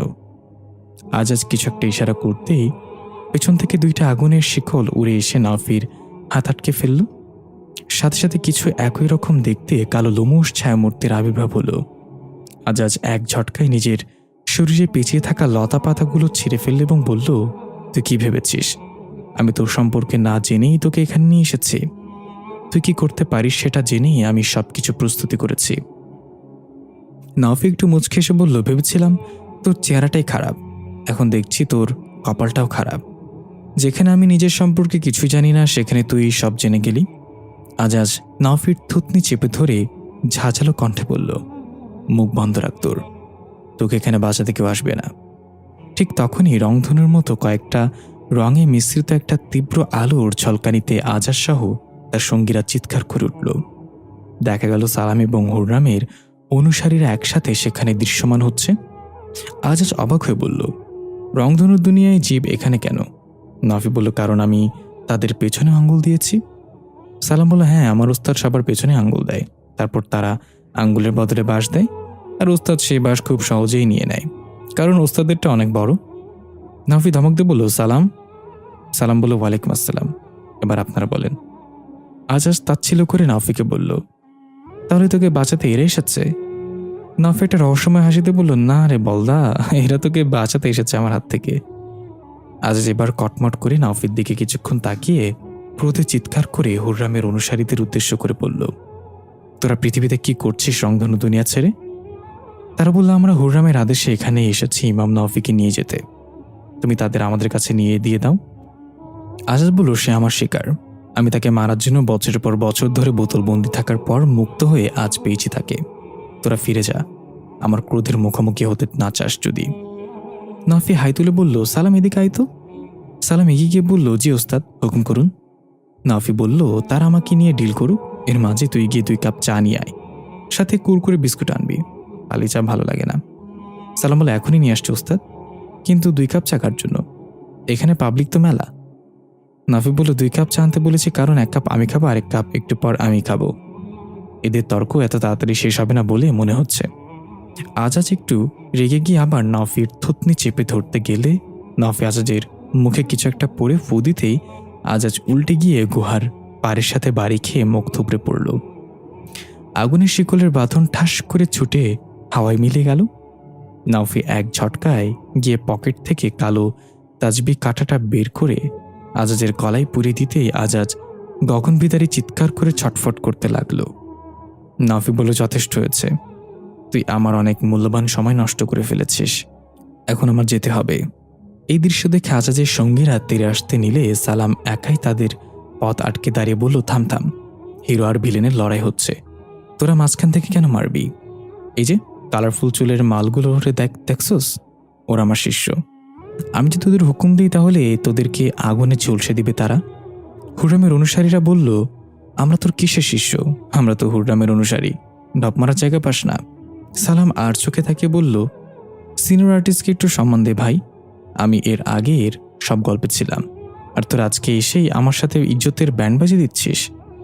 নাফি ডাক দিয়ে বলল, সালাম ফালতু কথা ছাড়, ওদের মনিব মারা গেলে ওরা এমনিতেই পালিয়ে যাবে। আজাজ তখনও নিচে পড়ে আছে এবং ছটফট করছে। আজাজের সঙ্গীরা এগিয়ে আসতে নিলে নাফি বলল, তোমাদের মনিবের সাথে কি দেখা হচ্ছে? যদি চাও তোমাদের এই অবস্থা এরকম হোক তাহলে আসো। আজাজের সঙ্গীরা থেমে গেল এবং আজাজকে এভাবে কাতরাতে দেখে ভয় পেয়ে গেল। আজাজ রক্ত চোখে তাদের দিকে তাকিয়ে সাহায্য চাইছে বাঁচার জন্য। তারা ভয়ে এগিয়ে আসলো না এবং এক এক করে সেখান থেকে গায়েব হয়ে গেল প্রাণ নিয়ে। আজাজ ক্রোধ আর যন্ত্রণায় গর্গর শব্দ করতে করতে বলল, তারা আমাকে বিপদে ছেড়ে চলে গেল। নাফি আজাজের চুলের মুঠি ধরে টানতে টানতে বলল, এতে অবাক হওয়ার কি আছে? ধোঁকাবাজি শুরু তো তোদের হাতেই হয়েছিল সৃষ্টির সূচনা লগ্নে, তাহলে এখন অবাক হচ্ছিস কেন? হুররামের অনুসারীরা বলল, ইমাম নাফি, আজকে আজাজকে ছেড়ে দিন, ওদের শাস্তি ঈশ্বর নিজে দেবে, আপনি কেন নিজের হাত ময়লা করছেন? নাফি একটু ভেবে আজাজের গলা থেকে তুজবিটা সরিয়ে নিয়ে বলল, বলেছিলাম না তারা তোকে বাঁচাতে এসেছে আমার হাত থেকে, চলো এখান থেকে, আর কখন আমার সামনে আসবি না। আজাজ হাঁপাতে হাঁপাতে নিজের গলা ডলতে ডলতে উঠে দাঁড়িয়ে হুররামের অনুসারীদের দিকে কিছুক্ষণ তাকিয়ে থেকে ইমাম নাফিকে উদ্দেশ্য করে কিছু বলতে নিয়েও বলল না। আস্তে আস্তে সেখান থেকে গায়েব হয়ে গেল। নাফি তসবিটা পকেটে রেখে বলল, সালাম চল এখন থেকে, আমাদেরকে হাসপাতালে যেতে হবে। হুররামের অনুসারীরা বলল, না, আপনি এখন আমাদের সাথে আসবেন। হুরাম আপনার জন্য অপেক্ষা করছে। সে আপনাকে জিজ্ঞাসাবাদ করবে চাঁদের পরীকে নিয়ে আসার জন্য। নাফি বলে, আমি যাব তার কাছে, তবে এখন না। তারা জিজ্ঞাসা করলে, তাহলে কখন? নাফি বলে, যখন আমার ইচ্ছা হবে। দৃশ্য পরিবর্তন। হাসপাতালে আইদ এবং কথা পাশাপাশি বেডে শায়িত আছে। দুজনই গুরুতর আহত হয়েছে। শরীরের বিভিন্ন জায়গায় ব্যান্ডেজ করা, মুখে অক্সিজেন মাস্ক লাগানো। দরজায় কাচের ছোট্ট অংশটা দিয়ে তাকিয়ে আছে হাকিম। তার চোখে মুখে বিষাদের ছাপ। হাকিম যে খুব কষ্ট পাচ্ছে সেটা তার মুখ দেখে স্পষ্ট বোঝা যাচ্ছে। দেখা গেল ফাতিহা তাড়াহুড়ো করে হেঁটে আসছে এদিকে, সাথে ডাক্তার এবং একজন নার্স। ফাতিহা ডাক্তার সবকিছুকে খুলে বলছে পেশেন্টের বর্তমান অবস্থা সম্পর্কে। হাকিম দরজা থেকে সরে গেল আস্তে করে ফাতিহাকে আসতে দেখে। ডাক্তারের সাথে ফাতিহা ওয়ার্ডে প্রবেশ করে আইদ আর কথাকে এই অবস্থায় দেখে প্রচণ্ড মর্মাহিত হলো। কাছে গিয়ে কথার মাথায় হাত দিয়ে বলল, চিন্তা করো না, ডাক্তার বলেছে খুব তাড়াতাড়ি সুস্থ হয়ে যাবে। ডাক্তার রিপোর্টগুলো দেখতে দেখতে বলল, আইদের মাথার একপাশে খুব বেশি ক্ষতিগ্রস্ত হয়েছে, আর কথার তেমন কিছু ড্যামেজ হয়নি।